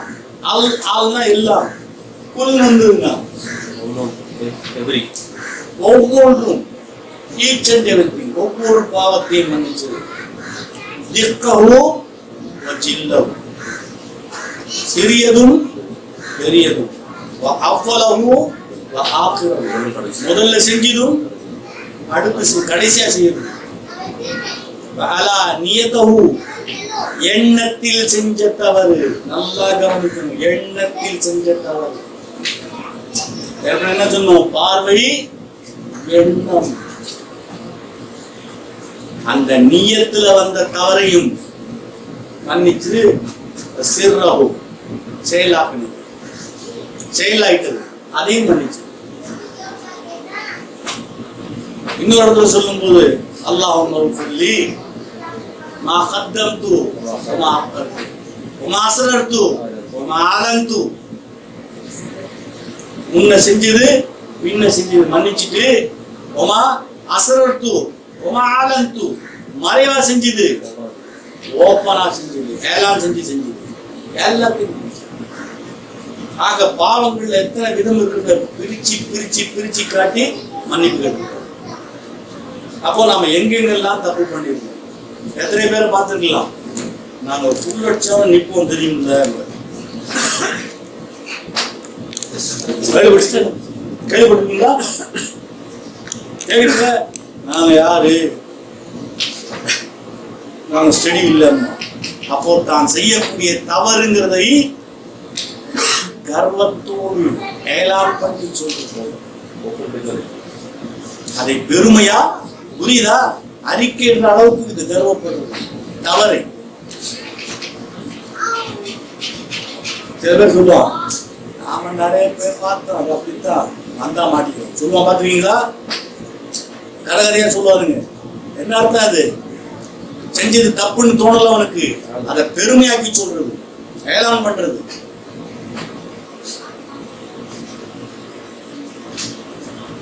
ஆக இந்த மாதிரி தவறுகள், ஒவ்வொரு தவறுல இருந்தும் என்னை மன்னிச்சது இறைவான்னு சொல்லிட்டு அந்த மன்னிப்பின் பக்கம் நடந்து போச்சு,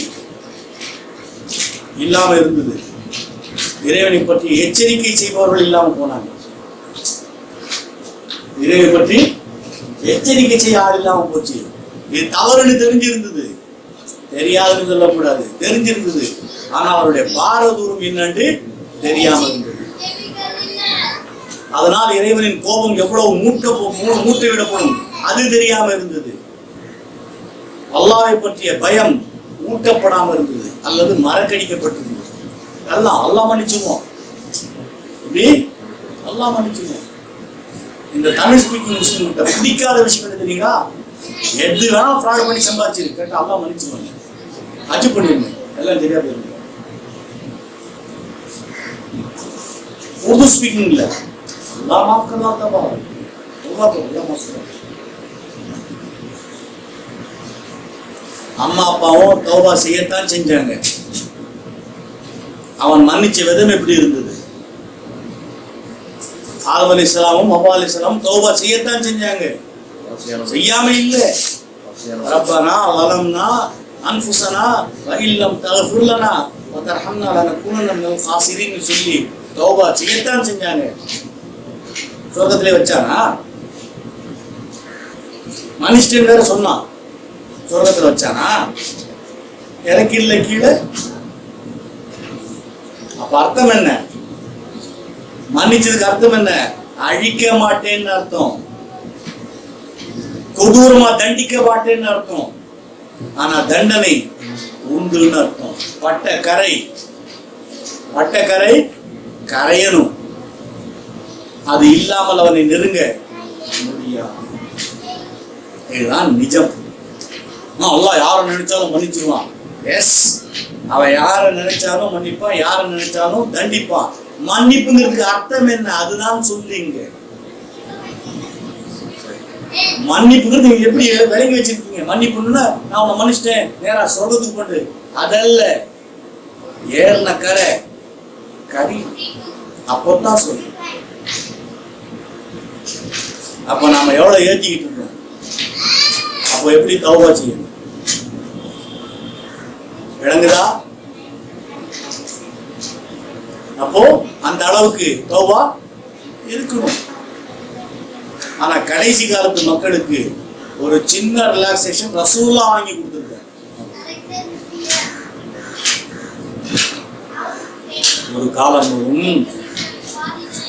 ஒரு காலம் வரும் இஸ்லாமில் இருப்பது நெருப்பை கையில் பிடிப்பதற்கு சமானமாக இருக்கும். நெருப்பை எவ்வளவு கையில பிடிப்பீங்க? அவ்வளவுதான். இஸ்லாம்ல இருப்பான், வருவான், ஒழிவான். ஏன்னா சூழ்நிலை இஸ்லாமுக்கு எதிராக இருக்கும், அவ்வளவு மோசமா இருக்கும். இஸ்லாம்ல இருப்பது அவ்வளவு கஷ்டமா இருக்கும். இஸ்லாம்ல இருக்கிறது சொல்றாங்க, காலையில் ஏற்பவன் மாலையில் மறுத்து விடுவான், இரவில் ஏற்பவன் காலையில் மறுத்து விடுவான். இஸ்லாம்ல இருக்கிறது அவ்வளவு கஷ்டமா இருக்கும். அந்த நேரத்தில் யார் தனது ஈமானை பாதுகாத்துக் கொள்கிறாரோ அவரும் நானும் மறுமையில் இப்படி இருப்போம். ஏன் என் சமுதாயம் 15 நூற்றாண்டை கடக்காதுன்றாங்க. 15வது நூற்றாண்டா கால் வச்சாச்சு. 1437 15வது நூற்றாண்டுல கால் வச்சாச்சு. 37 வருஷமும் 36 வருஷம் ஓடி போச்சு. நூற்றாண்டு இல்ல, அவ்வளவுதான். 70 80 வருஷமும் தாண்டாதுட்டாங்க. ஆக வந்துட்டோம், அந்த காலகட்டத்துக்கு வந்துட்டோம். இந்த காலகட்டத்துக்கு சொல்லுங்க. ஆக ஈமானை பாதுகாத்துக் கொண்டால் போதும். ரசூலுல்லாஹ் சொல்றாங்க, நீங்கள் 100ல 10 விஷயத்துல தப்பு பண்ணீங்கன்னா நரகத்துக்கு போற காலத்துல வாழ்ந்துட்டு இருக்கீங்க அப்படிங்கிறாரு. யாரு? தன்னோட சஹாபாக்களை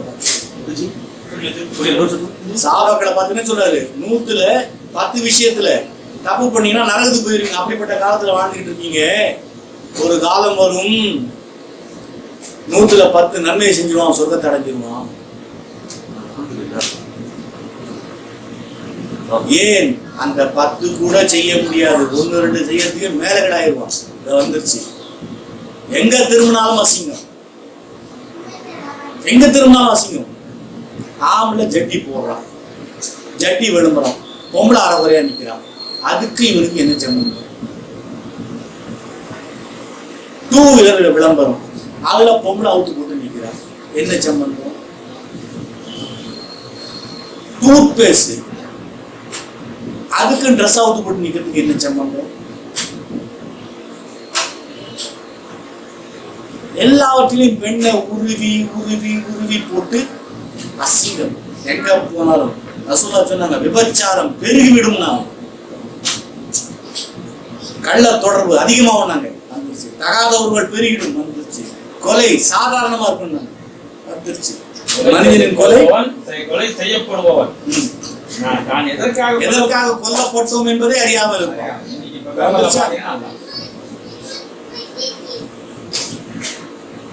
வந்துருச்சு. வட்டி பெருகும், எல்லா ஒவ்வொரு தொழிலும் போட்டியும் பொறாமையும் நிறைந்தாகிடும். வெட்டு கட்டுவான் தொழில. வந்துருச்சு. ஒண்ணும் இல்ல, முக்கியமா இன்னொரு 10-15 பெரிய முன்னறிவிப்புகள் தான் நிறைவேறல, பாக்கி எல்லாம் நிறைவேறிடுச்சு.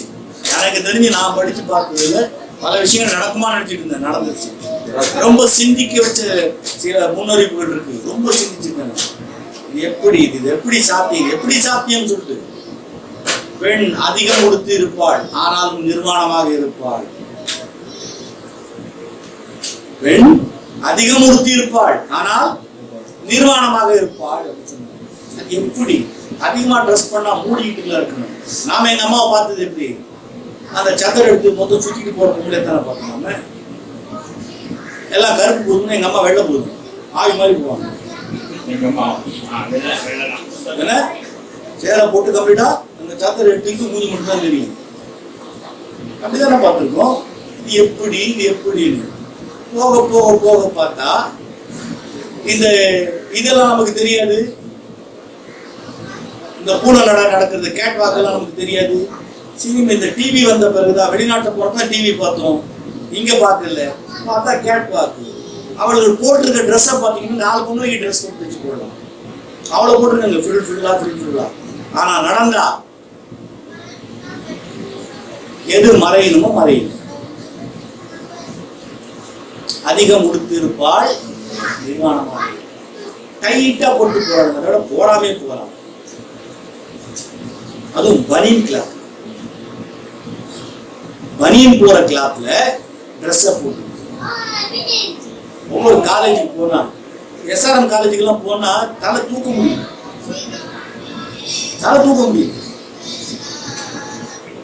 ரசூலுல்லாஹ் சொன்ன சொல் 1400 வருஷத்துக்கு முன்னால சொன்ன சொல் எப்படி நச்சுண்டு போகுது.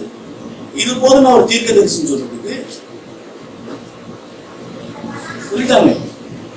காலில் செருப்பு கூட போட முடியாத தகுதி இல்லாதவர்கள் என்று நினைக்கப்பட்டவர்கள், காலில் செருப்பு போறது கூட தகுதி இல்லாதவர்களுக்கு அப்படின்னு நினைக்கப்பட்டவர்கள் எல்லாம் உயரமான கட்டடங்களை கட்டி அதில் உட்கார்ந்து தற்பெருமையாக பேசிக் கொண்டிருப்பார்கள். ரசூலுல்லாஹ் இதை சொல்லும் பொழுது உயரமான கட்டடம் கட்ட டெக்னாலஜி இல்ல. பெரிய கட்டடம்ங்கிறது இப்படிதான் இருக்கும், இப்படி இல்ல. அந்த டெக்னாலஜி இல்ல, கான்கிரீட் இல்ல. அந்த கான்கிரீட் வரும் அழகா சொல்றாரு முன்னறிவிப்பு. உயரமான கட்டடங்கள் கட்டுற டெக்னாலஜி வரும் சொல்றாரு, சொல்லாம சொல்றாரு. உயரமான கட்டடங்களை கட்டி அதில் அமர்ந்து தற்பெருமையாக பேசிக் கொண்டிருப்பாரு. இன்னைக்கு இருக்க தேடெல்லாம் கட்டுற வீடு எப்படி இருக்கு? உங்களால தெரிஞ்சு நான் கல்யாணம் பண்ணிருக்கேன், வயிறு எரியும். வீடு எப்படி கட்ட வச்ச பார்த்துமாவ 700 ரூபாய் 800 ரூபாய் சதுரடி வீடு கட்டி கொடுத்துருக்கும் போது 1300 ரூபாய் 1400 ரூபாய் கொடுத்து கட்ட சொல்லியிருக்கான். ஒவ்வொருத்தனும் பள்ளிக்கு போட்டு கட்டியிருக்கான். யாரை கூட்டு வர்றான்? புர்கா போட்ட வர்றான்.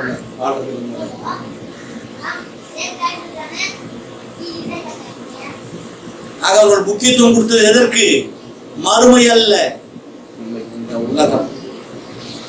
யார் மறுமைக்கு பகரமாக இந்த உலகத்தை தேர்ந்தெடுத்துக் கொண்டார்களோ அவர்களுக்கு நிச்சயமாக நிரப்பமாகவே இந்த உலகத்தில் கொடுப்போம். அவர்களுக்கு சிறிது சுகம் அனுபவித்ததும் உண்டு. ஆனால் மறுமையில் அவர்களுக்கு யாதொரு பங்கும். தெளிவான சொல்.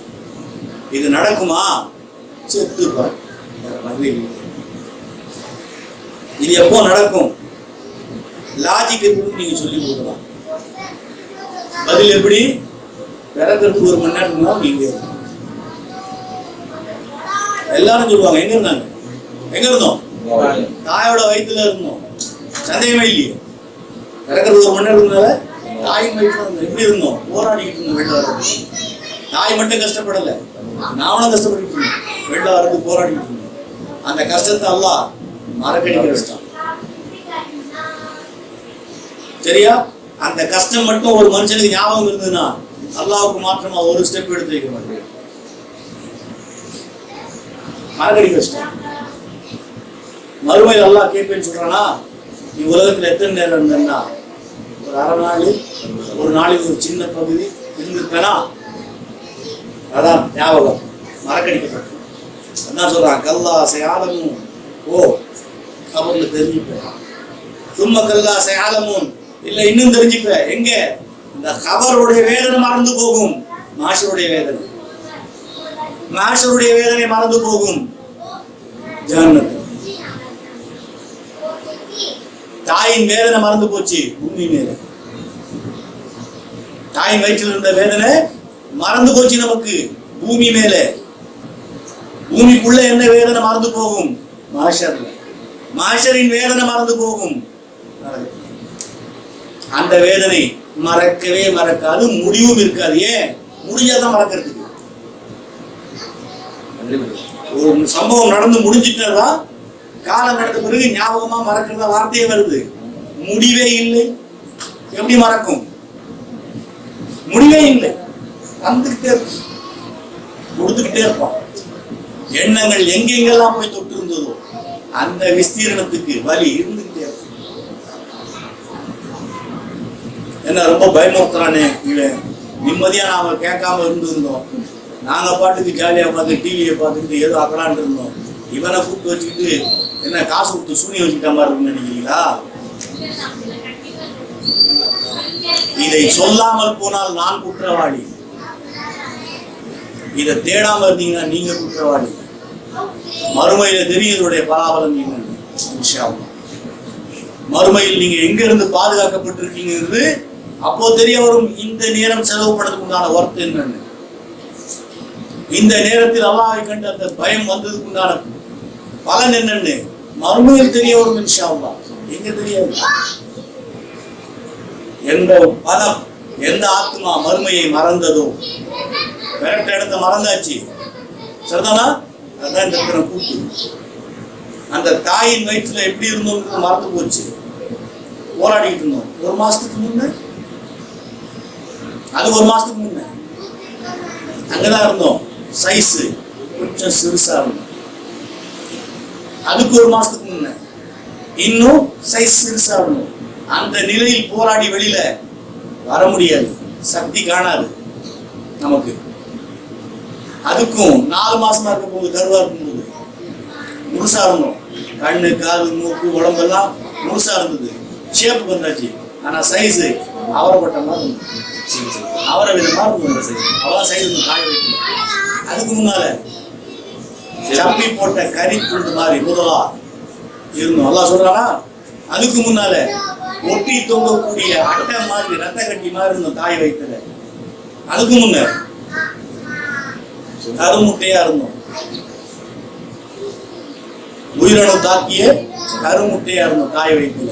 அதுக்கு முன்னால அணுவா அப்பா கிட்ட இருந்தோம், முட்டையா அம்மா கிட்ட இருந்தோம். அதுக்கு முன்னால அந்த அணு உருவாகக்கூடிய ரத்தமா இருந்தோம் அப்ப கிட்ட.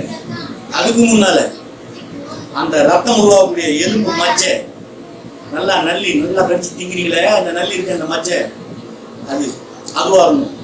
அதுக்கு முன்ன அந்த மச்சை உருவாகக்கூடிய கெமிக்கலா இருந்தோம், பயோ கெமிக்கலா இருந்தோம், உயிரியல் ரசாயனமா இருந்தோம். அதுக்கு முன்னால அது உருவாகக்கூடிய சாப்பாட்டு சாரா இருந்தோம். அதுக்கு முன்னால அந்த ஜீரணிக்காத சாப்பாடா அப்ப வயிற்றுல இருந்தோம். அதுக்கு முன்ன அந்த சாப்பாடா வாய்க்கு வெளியில இருந்தோம். முட்டையா, கறியா, கோழியா, ஆடா, இலையா, பழமா, காயா, காய்கறியா, தானியமா வெளியில இருந்தோம். அதுக்கு முன்ன ஸ்டேஜ் போக போக மண்ணா இருக்கும். இப்போ சொல்றான் அல்லாஹ், உங்களை முதலில் மண்ணில் இருந்தும் பிறகு துளி இந்திரியத்திலிருந்து உங்களை படைத்தோம்னு. இதுதான் அது. ஆதம் அலைஹிஸ்ஸலாம் மண்ணால படைச்சான், நம்மள தண்ணியால. இந்த மூதேவி சொல்ற வார்த்தை அந்த சொல். ஆதம் அலைஹிஸ்ஸலாம மண்ணன் தான் படைச்சான், அவரை எங்க தண்ணியில இருந்து படைச்சான். அப்ப அந்த சொல் யாருக்கு உண்டானது? நமக்கு உண்டானது, நமக்கு உண்டான சொல். முதல்ல மண்ணில இருந்து படைச்சான்னு அர்த்தம் என்ன? முதல்ல என்ன இருந்தோம்? மண்ணா இருந்தோம். அதுல இருந்து கலெக்ட்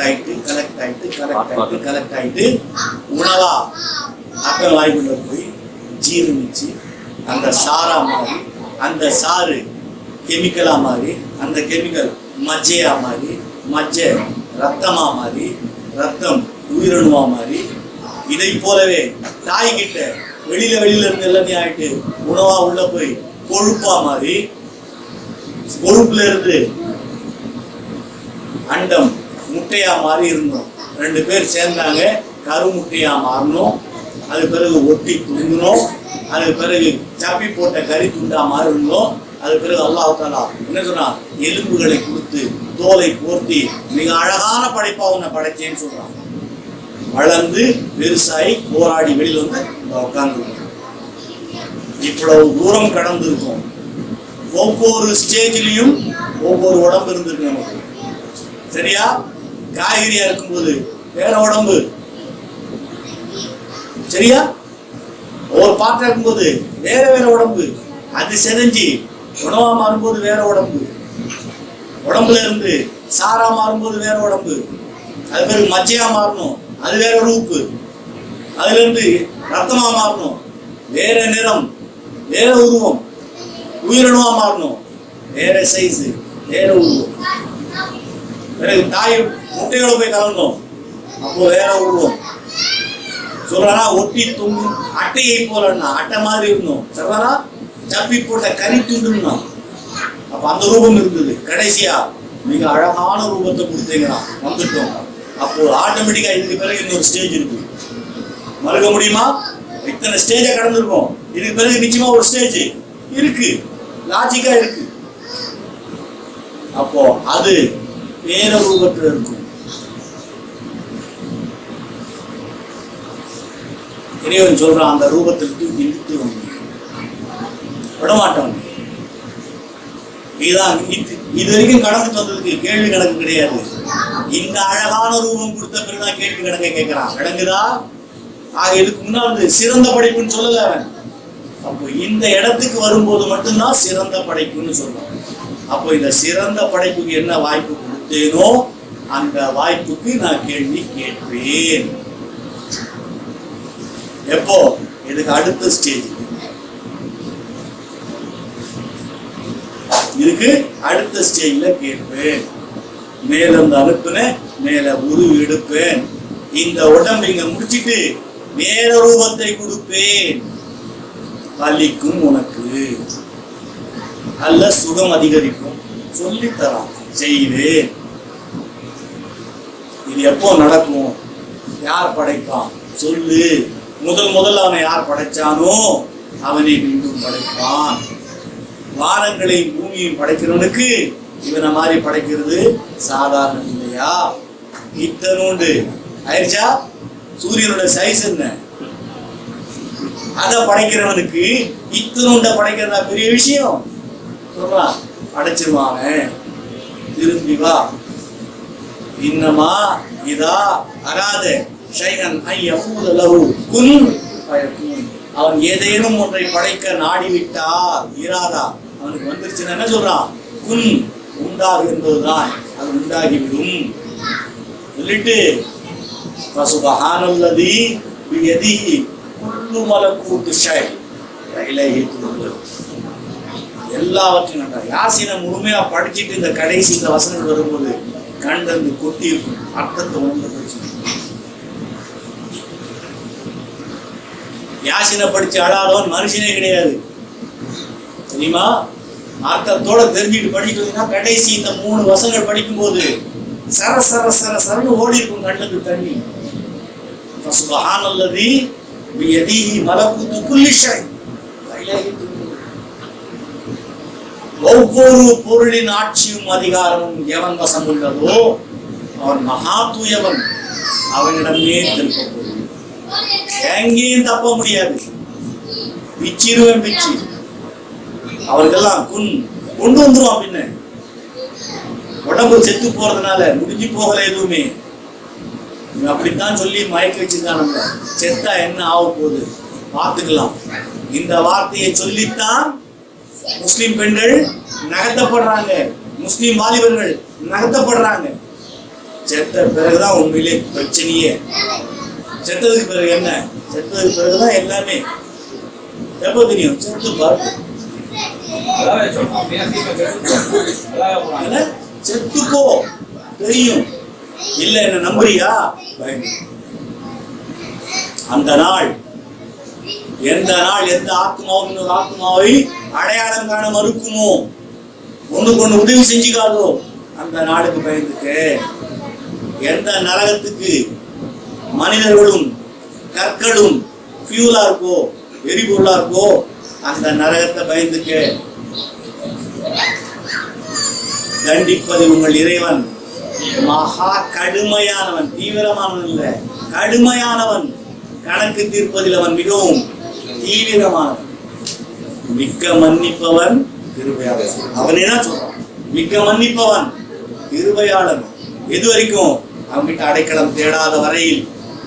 அரியாசனத்துல உட்கார்ந்துட்டான்னா அவன் தண்டிப்பவன் தான், கடுமையா தண்டிப்பவன், தீவிரமா விசாரிப்பவன், நீதிமான், சூழ்ந்தறிபவன், பழி தீர்ப்பவன். அர்த்தம் என்ன?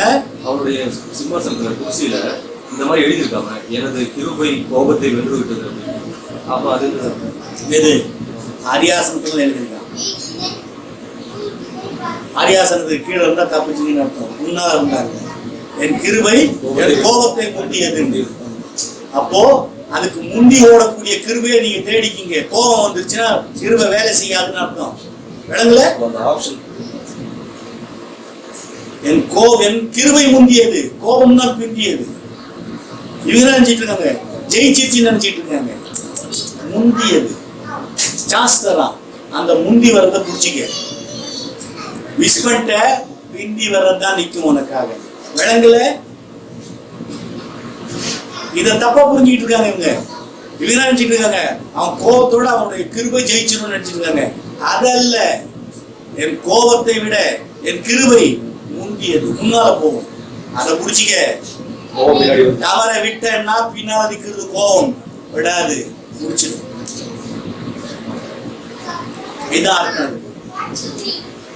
இவன் எப்படி சொல்றான்? சைத்தான் அழகா திருப்பி விடுறான் அவன். ஆக நீ கோபம் எவ்வளவு நாள் பண்ணிக்க, அல்லாஹ் உன்னை மன்னிச்சிருவான். என் கிருபை முந்தியது, கோபத்தை முந்தி நடக்கும். அதை தவற விட்ட கோபம் தான் நிற்கும். சரியா? இப்ப ரசூல்லா கேட்ட துவா எப்படி கேட்டிருக்காங்க? அப்ப ஏன் இந்த கிருபை போல சொல்லிட்டு அனுப்பிச்சிருக்கலாம்ல ரசூல்லா? அவருடைய கோபத்தை அவருடைய கிருபை வென்று விடுங்கிறது அர்த்தம் சொன்னா, இதுதான் இவங்க சொல்லக்கூடிய அர்த்தம் சொன்னா அதுக்கு லாஜிக் 1000 பேசுவீங்க.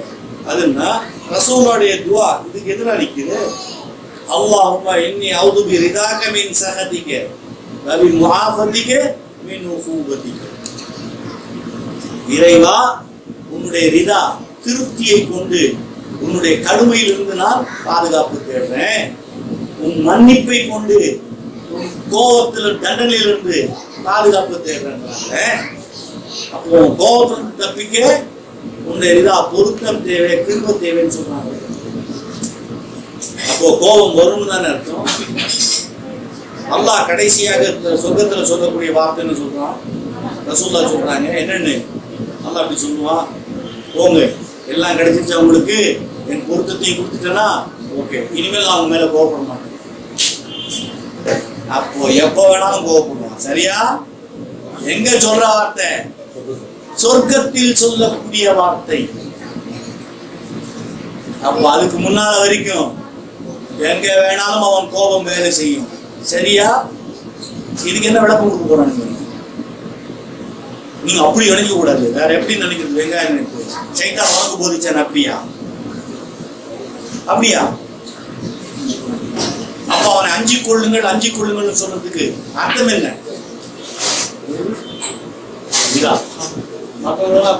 சும்பா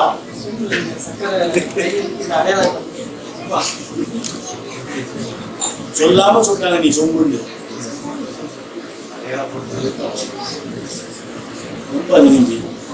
சர்க்கரையா குவான்டிட்டி இன்னொன்று சர்க்கரை கொஞ்சம் கம்மியா இருக்கு. அது யாருக்காவது சர்க்கரை கம்மியா தேவைப்படுமா? சர்க்கரை கம்மியா சாப்பிட்டீங்களா?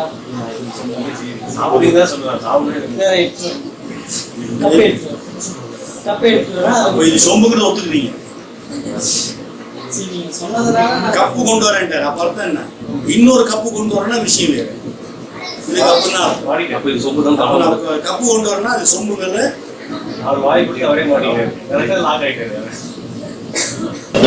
விவகாரம் என்னட்டு. அப்போ இந்த பதிலை சொல்ல போகும்போது ஆக இத்தனை இடத்தை தாண்டி வந்திருக்கீங்க. உனக்கு இவ்வளவு விஷயம் தாண்டி வந்திருக்கு. நீ இவ்வளவு பலவீனமான இந்த எந்த இடத்தையும் ஒன்றையே பயன்படுத்துது உருவாக்கி. எந்த இடத்தையும் ஒன்றை நீ உருவாக்கிக்கிறேன். கட்டாயப்படுத்தப்பட்டிருக்க இத்தனை ரேஞ்ச் தான். நீ எப்படி கேட்டு முன்னால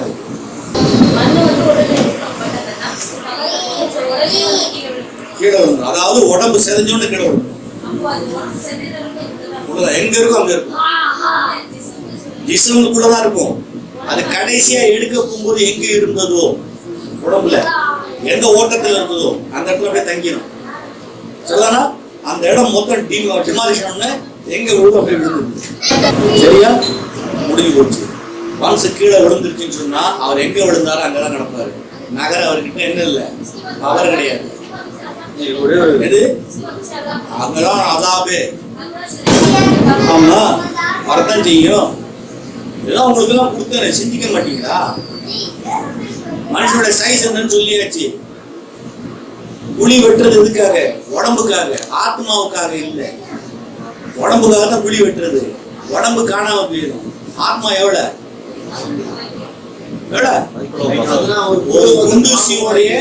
ஒரு குண்டூசியோட தலை மேல 2 லட்சம் உயிரணுக்களை ஃப்ரீயா உட்கார வைக்கலாம். வந்துட்டோம் ஃப்ரீயா உட்கார வைக்கலாம் 2 லட்சம் உயிரணுக்களை. அப்ப அந்த உயிரணு எவ்வளவு இருக்கும்? அதான் நாம. அவரோட சைஸ் என்ன? அது எவ்வளவு சைஸ்? அவர் கிழக்குக்கும் மேற்குக்கும் விஸ்தீர்ணமாக்கப்படும் ரசூலுல்லாஹ் சொன்னாங்களா? அது அர்த்தம் தான். உங்க மேல எதுவும் வந்து விழாதுன்னு அர்த்தம். மேல வந்து மலை மாதிரி வந்து விழும். மலை அழுத்தம்னு அர்த்தம் என்ன? இவர் எங்க கீழே விழுறாரோ மேல பொருள் கட்டி வந்து விழுந்தாலும் மலை தான் இருக்கு. 70 அடி பாம்பு வந்து கொத்தும்னாங்களே, வெட்டுறதே 6 அடி பாம்பு குழி. அதுல எப்படி 70 அடி பாம்பு வரும்? ரசூலுல்லாஹ் பொய்யா சொன்னாரு? இல்ல, இவ்வளவு பொழு கூட 70 இல்ல 700 அடி பாம்பா தெரியும். ஏன்? அவர் சைஸ் அப்படி. அதான் நிஜம். இத வச்சுக்கிட்டு நாம எவ்வளவு கூத்தடிக்கிறோம்.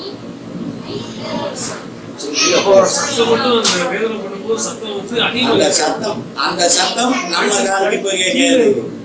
மிருகங்களுக்கு தெளிவா வழங்கிச்சா. இவ்வளவுதான் சைஸ். உருவி எடுத்த பிறகு ஷஹீதுகளுக்கு ஆத்மா அங்கே கொடுக்கப்படாது.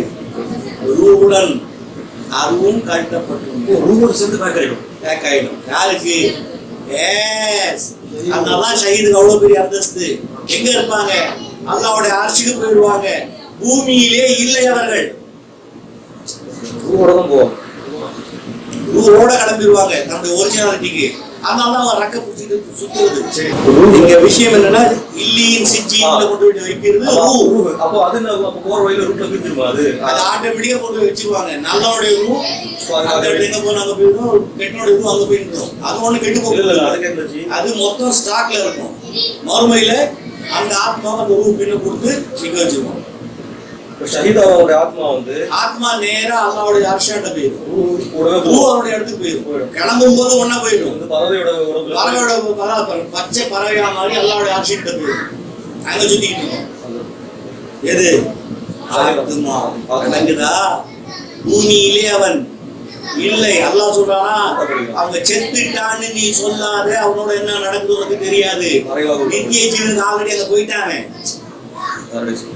நித்திய ஜீவனுக்கு ஆல்ரெடி அங்க போயிட்டு அல்லாஹ் முன்னால போயிட்டாங்க. அவன் அரிசி முன்னால போயிட்டாங்க. சுத்தி சுத்தி வந்து தினம் அந்த கூட்டுல வந்து அடங்குறாவ. முடிஞ்சு போச்சு கதை. பின் நல்லா கேட்கறான், என்ன செய்யட்டும், என்ன வேணும் உங்களுக்கு? இன்னொரு முறை என்னோட பூமியில படைக்கலை. நான் மீண்டும் உனக்காக பின்ன திருப்பி வந்துடும். நான் போதும் ஒரு முறை ப்ரூவ் பண்றீங்க. நீங்க ஜாலியா அல்லாஹ்வை போட்டு வண்ணமாக சொல்லிட்டு இருக்காங்க. இன்ஷா அல்லாஹ் அப்படி மாறணும்னு ஆசைப்படுறேன். அது வாழ்க்கை. இவன் 1000 தீவிரவாதி சொன்னாலும் சரி, தேடுறவாதி சொன்னாலும் சரி, அது வாழ்க்கை. அவருடைய அதாபே கேன்சல். நாஷரின் அதாபு கேன்சல். உலகத்தின் பாவங்கள் கேன்சல். இன்னும் என்ன வேணும்? என்ன வேணும்? எல்லாத்துக்கும் மேல 70 பேருக்கு சிபாரிசு செய்யக்கூடிய கேப்பபிலிட்டி அல்லாஹ்வின் அர்ஷிக்கு கீழே அழகான நிழல். அழகான நிழல். கடன் இருந்தா பதில் சொல்றது. அப்போ கடன் படாம இருக்கும். சரிதானா? இன்ஷா அல்லாஹ் முடிஞ்சதுக்கு கடன் வாங்காம கடனுக்கு பதில் சொல்லியா? இல்ல வாங்கிப்போம், மறந்துட்டோம் இல்ல இல்ல இப்ப முன்னாடி ஏதாவது அப்படிங்கிருப்போம் நாங்க சம்பளம் கொடுக்கணும் விஷயம் அது ஞாபகப்படுத்தி கொடுங்க. அது எப்படி கடன் வாங்கி மறப்பீங்க? அல்லாஹ் நீதிமான், மீண்டும் சொல்றேன், அவன் நீதிமானவன். இன்னமல் ஆமாலு பின்னியாத். ரசூலுல்லாஹ் தெளிவா சொல்றாங்க, திருப்பி தரும் எண்ணம் இல்லாமல் வாங்கும் கடன் திருட்டுங்கிறார். திருப்பி தருங்கிற எண்ணம் இல்லாம வாங்குற கடன் ரொம்ப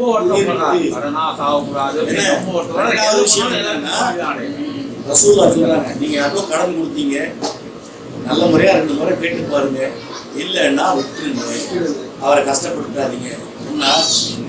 சாபாக்கள் சும்மா இல்லை, காஞ்சி போன பூமி. இப்படி சொன்னீங்களே, அமௌண்ட் பெருசுன்னா சொர்க்கத்தில் உங்களுக்கு அதிகம் சந்தோஷங்கள் இருப்பது உங்களுக்கு இருக்கும் இல்லையா? அது எப்படிங்கிறாங்க.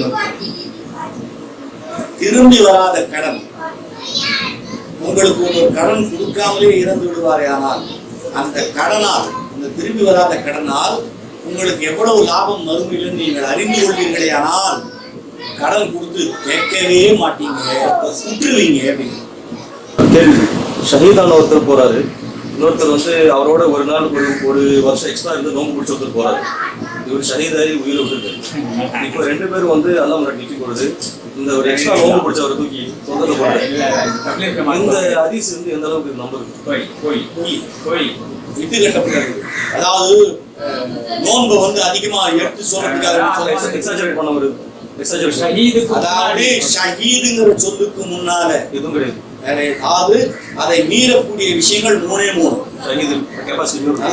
ஷஹீதுங்கிற அந்தஸ்தை மீறக்கூடியது, அது ஈக்குவலா இருக்கக்கூடிய விஷயங்கள் 3. முதல் விஷயம், தன் வாலிபத்தை தன் இறைவனுக்காக செலவழிப்பவர், நீதமாக அரசாண்டவர்கள், தவறு செய்ய முனைந்தும் கடைசி நேரத்தில் அல்லாஹ்வுக்கு பயந்து தவறிலிருந்து வெளியேறியவர்கள், இவர்களும் ஷஹீதானவர்கள் மட்டும்தான் ஹையஸ்ட் ரேஞ்சு. அதுக்கு பிறகுதான் மற்ற அத்தனை பேருமே. அப்ப நீங்க சொல்றது பார்த்தா அந்த ஃபர்ஸ்ட் அண்ட் லாஸ்ட் காம்பினேஷன் தான் டாப். ஆக வாலிபமும் அந்த தவறு செய்யும்போது தவறு செய்து வெள்ள வரவங்களும் வாலிபத்தை இறைவனுக்காக செலவழிப்பவர்கள் இன்கம்பேரபிள் மனிதர்கள், ஓடக்கூடிய ஆட்கள், கேள்வி கணக்கே கிடையாது அவங்களுக்கு. நேர ஓடலாம். ஷஹீதுக்கு அப்படி நேரா போக முடியாது. அப்போ அவங்களுக்கும் வந்து இந்த மாதிரி ஆன்மா டைரக்டா எல்லாம் லிஃப்ட் வேற மாதிரி வைப்பாங்க. ஷஹீது மட்டும் ஷஹீதுக்கு மேல தூக்கி போயிருவான். அவர் நீங்க தான் இருப்பாங்க. ஆனா தூக்கி எழுப்பி நிக்க வச்ச உடனே பிரிக்க சொல்றாங்க. குற்றவாளிகளே நல்லவர்களில் இருந்து பிரிந்து நில்லுங்கள்னு சொல்லுவாங்க. பிரிச்ச உடனே அடுத்த கேள்வி அதுதான், தன் இறைவனுக்காக தன் வாலிபத்தை செலவழித்தவர்கள் எங்கே? அங்க எந்திரிச்சு ஒவ்வொரு காலகட்டத்திலையும் ஓ சொர்க்கம் உனக்காக திறந்திருக்கு, ஓ ஆண்களும் பெண்களும் அல்லாஹ்வை புகழ்ந்தவர்களாக போயிடுவாங்க. அடுத்த குரல் வரும் அல்லாஹ்விடத்திலிருந்து, நீதமாக தன் இறைவனுக்கு பயந்து நீதமாக அரசாண்டவர்கள் எங்கே? ஒவ்வொரு காலகட்டத்திலும் ஒவ்வொருத்தரும் என்ன, அது ஆட நீண்ட ஜீவன். நீங்க வேற, ஷஹீது வேற. எத்தனை விஷயத்துல மாட்டிட்டு அந்த மனுஷன். எனக்கு பிறகு நபிமார்கள் இருந்தா உமராக இருக்குன்னு சொல்லிட்டாங்க. அவங்க ரேஞ்செல்லாம் எங்கேயோ உள்ள போ. அடுத்து தவறு செய்ய போய் கடைசி நேரத்தில் தன் இறைவனுக்கு பயந்து அந்த தவறுல இருந்து வெளியில வந்தவங்க எங்கே எந்திரிச்சு நிற்பாங்க, எல்லாம் உள்ள போ. ஆக தவறுக்கு அல்லாஹ்வை பயந்தவர்கள் வார்த்தைங்கதான். அல்லாஹ்வை பயந்தவர்கள் என்ன வார்த்தைங்க? அச்சம். யாரை பற்றி அச்சம்? படைத்தவன் பயம். அதுதான் வார்த்தையே. பயந்திருக்கியா நீ? ஓகே, நான் யார் தெரியுதா? தெரியும். நான் வார்த்தையே, வேற வார்த்தையே கிடையாது. நீ வந்து ஆண்டவரே, அப்பாவே, என் பிதாவே, செல்ல போட்டு உட்காந்து மடி மேல பதவி, இதெல்லாம் கிடையாது. எட்டி உதைப்பான் போடா நாயம்மா. நீ ஹவுஸ்னா ரப்பு ஜீசஸ். போராறு முகமும் ஈராறு கரமும் அப்பா முருகான்னா ஞான படித்தாவா மடி மேல உட்காந்துக்க சொல்லிட்டு இதெல்லாம் கிடையாது. காதலும் காதலி கிடையாது. முன்னர் உன் நாமம் கேட்டேன், பின்னர் உனக்கு பிச்சை ஆனேன்னு சொல்லிட்டு என்ன அல்லாவே மறந்துக்கிறது, இதெல்லாம் கதை கிடையாது. சரியா? ஒரிஜினல் விஷயம் என்ன? ஆண்டவன் அடிமை, எஜமான் வேலையான், படைப்பாளன் படைப்பு முடிவு வச்சுக்கிறது. அப்ப அந்த ஆளுடைய ஆக இறைவனை அஞ்சினால் எல்லாம் உங்களுக்கு அஞ்சும். அவன் ஒருத்தனுக்கு நீங்க பயப்படலன்னா எல்லாத்தையும் பார்த்து நீங்க பயப்படணும். புரியுதா? அவனுக்கு மட்டும் நீங்க பயந்துட்டீங்கன்னா உலகம் முழுக்க எல்லாமே உங்களுக்கு பயப்படும். அவனை நீங்க நேசிச்சீங்கன்னா எல்லா படைப்பும் உங்களை நேசிக்கும். மனுஷனை தவிர, சைத்தான்களை தவிர உயிரினங்களாம் உங்களை நேசிக்கும். அவனை நீங்க நேசிக்கலன்னு சொன்னா நீங்க தான் மற்றவங்களை இழுத்து நேசிக்கணும். யாரும் அவங்களை நேசிக்க மாட்டாங்க.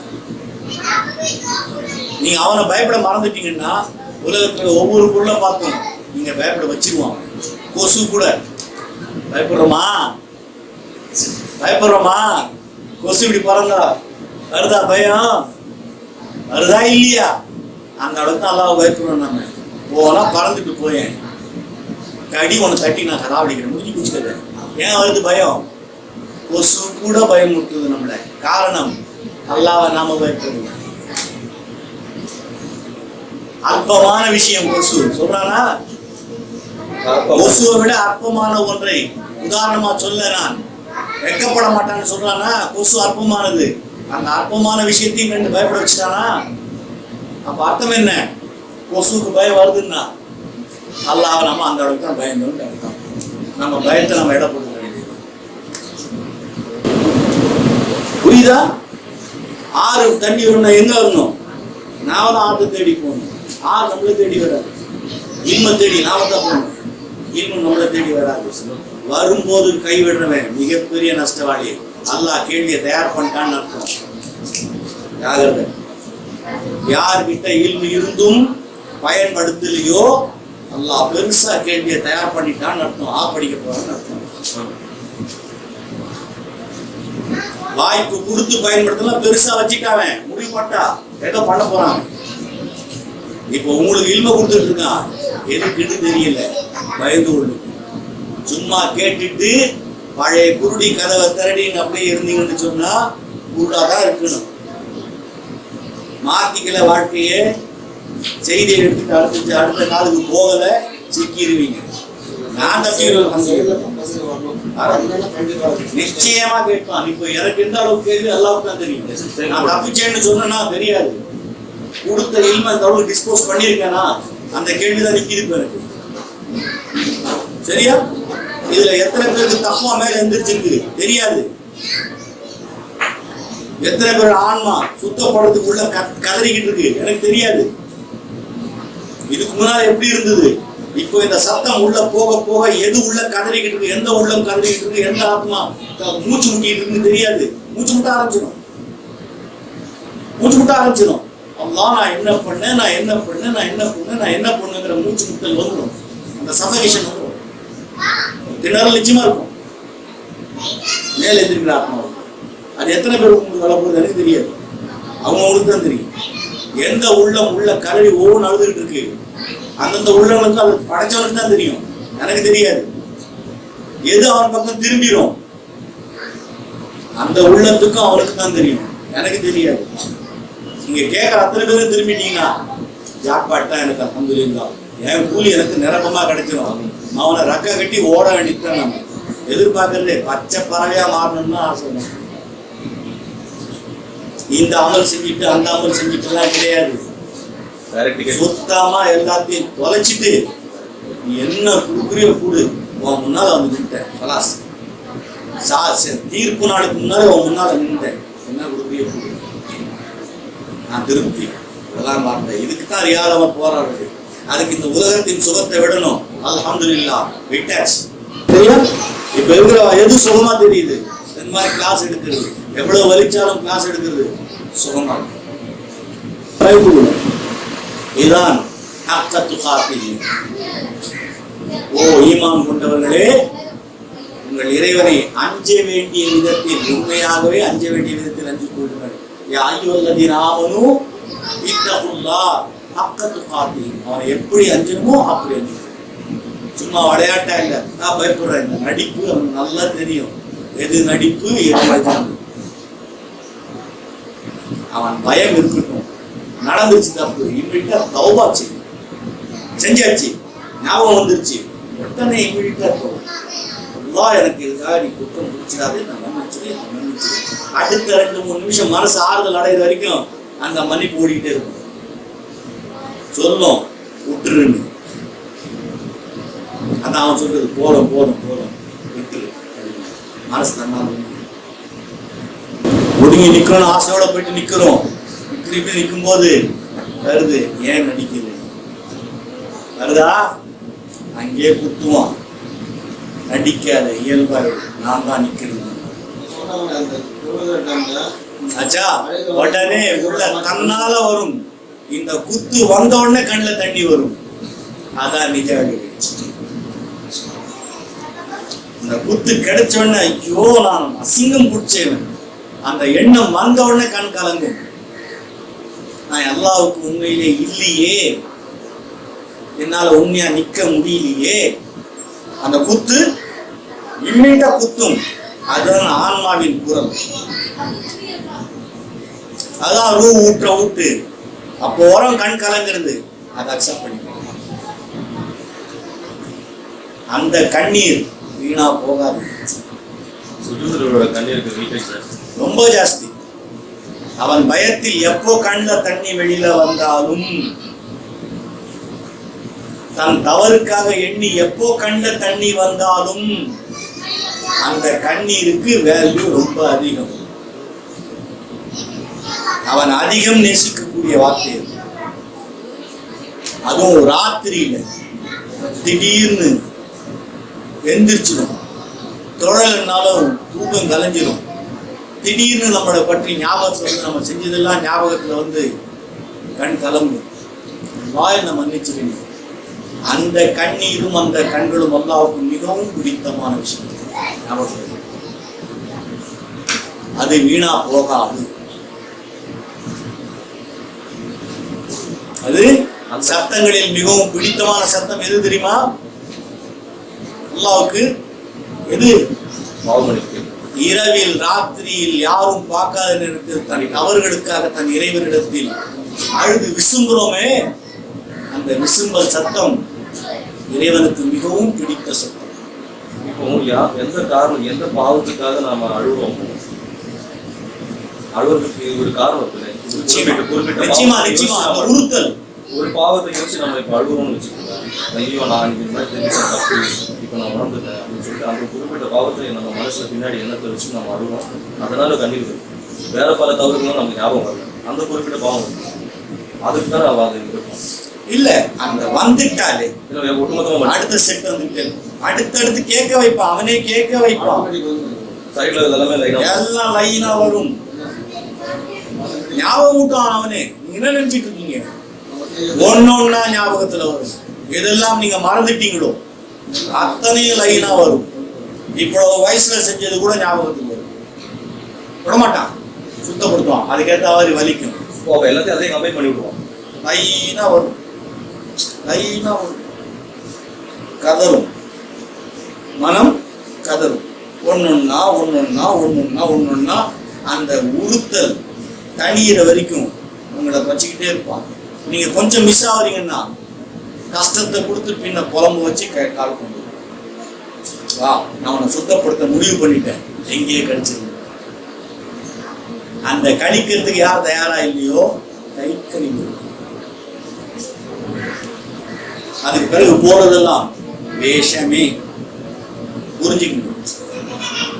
அவங்கிட்ட ஒப்படைச்சிட்டீங்க, கழிச்சிருக்க. ஏதாவது ஒரு விதத்தில் நஷ்டங்கள், எதிலும் நஷ்டம் கொடுப்பான், பிச்சு போடுவான், உடம்பை எடுத்துருவான், ஊனப்படுத்துவான், பிரிச்சிடுவான், என்ன எல்லாத்தையும் கம்பைன் பண்ணுவான். அவன் இஷ்டம். உங்களை என்ன பண்ணணும் அவன் ஆடிட்டானோ அதை செய்வான். சன்னமா தேங்க்யூ இங்க கழிச்சிரு. அதான் சொல்றேன், அழகான படைப்பு ஹலீஃபுல்லான்னு சொல்லி ஆதம் அலைஹிஸ்ஸலாம் படைச்சிட்டு அடிச்சால அறிவிட்டு பண்ணியிருக்காரா இல்லையா? அவர் செய்ய வச்சு கரை விட்டாங்க. இதைத்தான் அவருடைய மக்களுக்கும் நீங்க ரொம்ப கிளியர் ஆகிட்டு வந்துட்டீங்கன்னா கூட ஒரு தப்பு செய்ய வச்சிருவாங்க. வச்சு மன உறுத்தலை கொடுத்துருவான், கொடுத்து கொப்பி மாட்டி வச்சிருப்பான். நீங்க அதை நினைச்சு உருவி அவனை கதறிட்டு. ஆனா அவன் தான் அல்லாஹ். அப்ப தப்பே நினைப்பே செய்யணும்னு சொல்றவன் பெரிய பெரிய பொய்யன், மிகப்பெரிய அபத்தம். அதாவது கர்வம் உள்ளவன். தப்பு செய்ய வச்சுட்டு உறுதுல கொடுத்துருவான், பிடிச்சிக்கிட்டே இருப்பான், உறுதுல கொடுத்து ஞாபகத்தை வச்சுக்கிட்டே இருப்பான். நான் தான் கேட்டா நான் ஒருத்தன் தான் தப்பு பண்ணாங்க, நான் அல்லாஹ், நீ என்னுடைய படைப்பு கதை.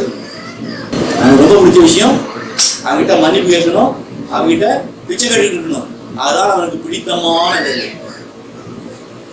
கலாஸ் இதை வந்து புரிஞ்சுக்கணும். புரியுதா? இன்ஷா அல்லாஹ். ஞாபகத்தில் வச்சுப்பீங்களா? இதுக்கு பிறகு உட்காந்து ஆலோசிப்பீங்களா? உங்களை நல்லாவே ஞாபகப்படுத்தினேன்னா அல்ஹம்துலில்லாஹ், அவனுக்கு நன்றி செலுத்துங்க.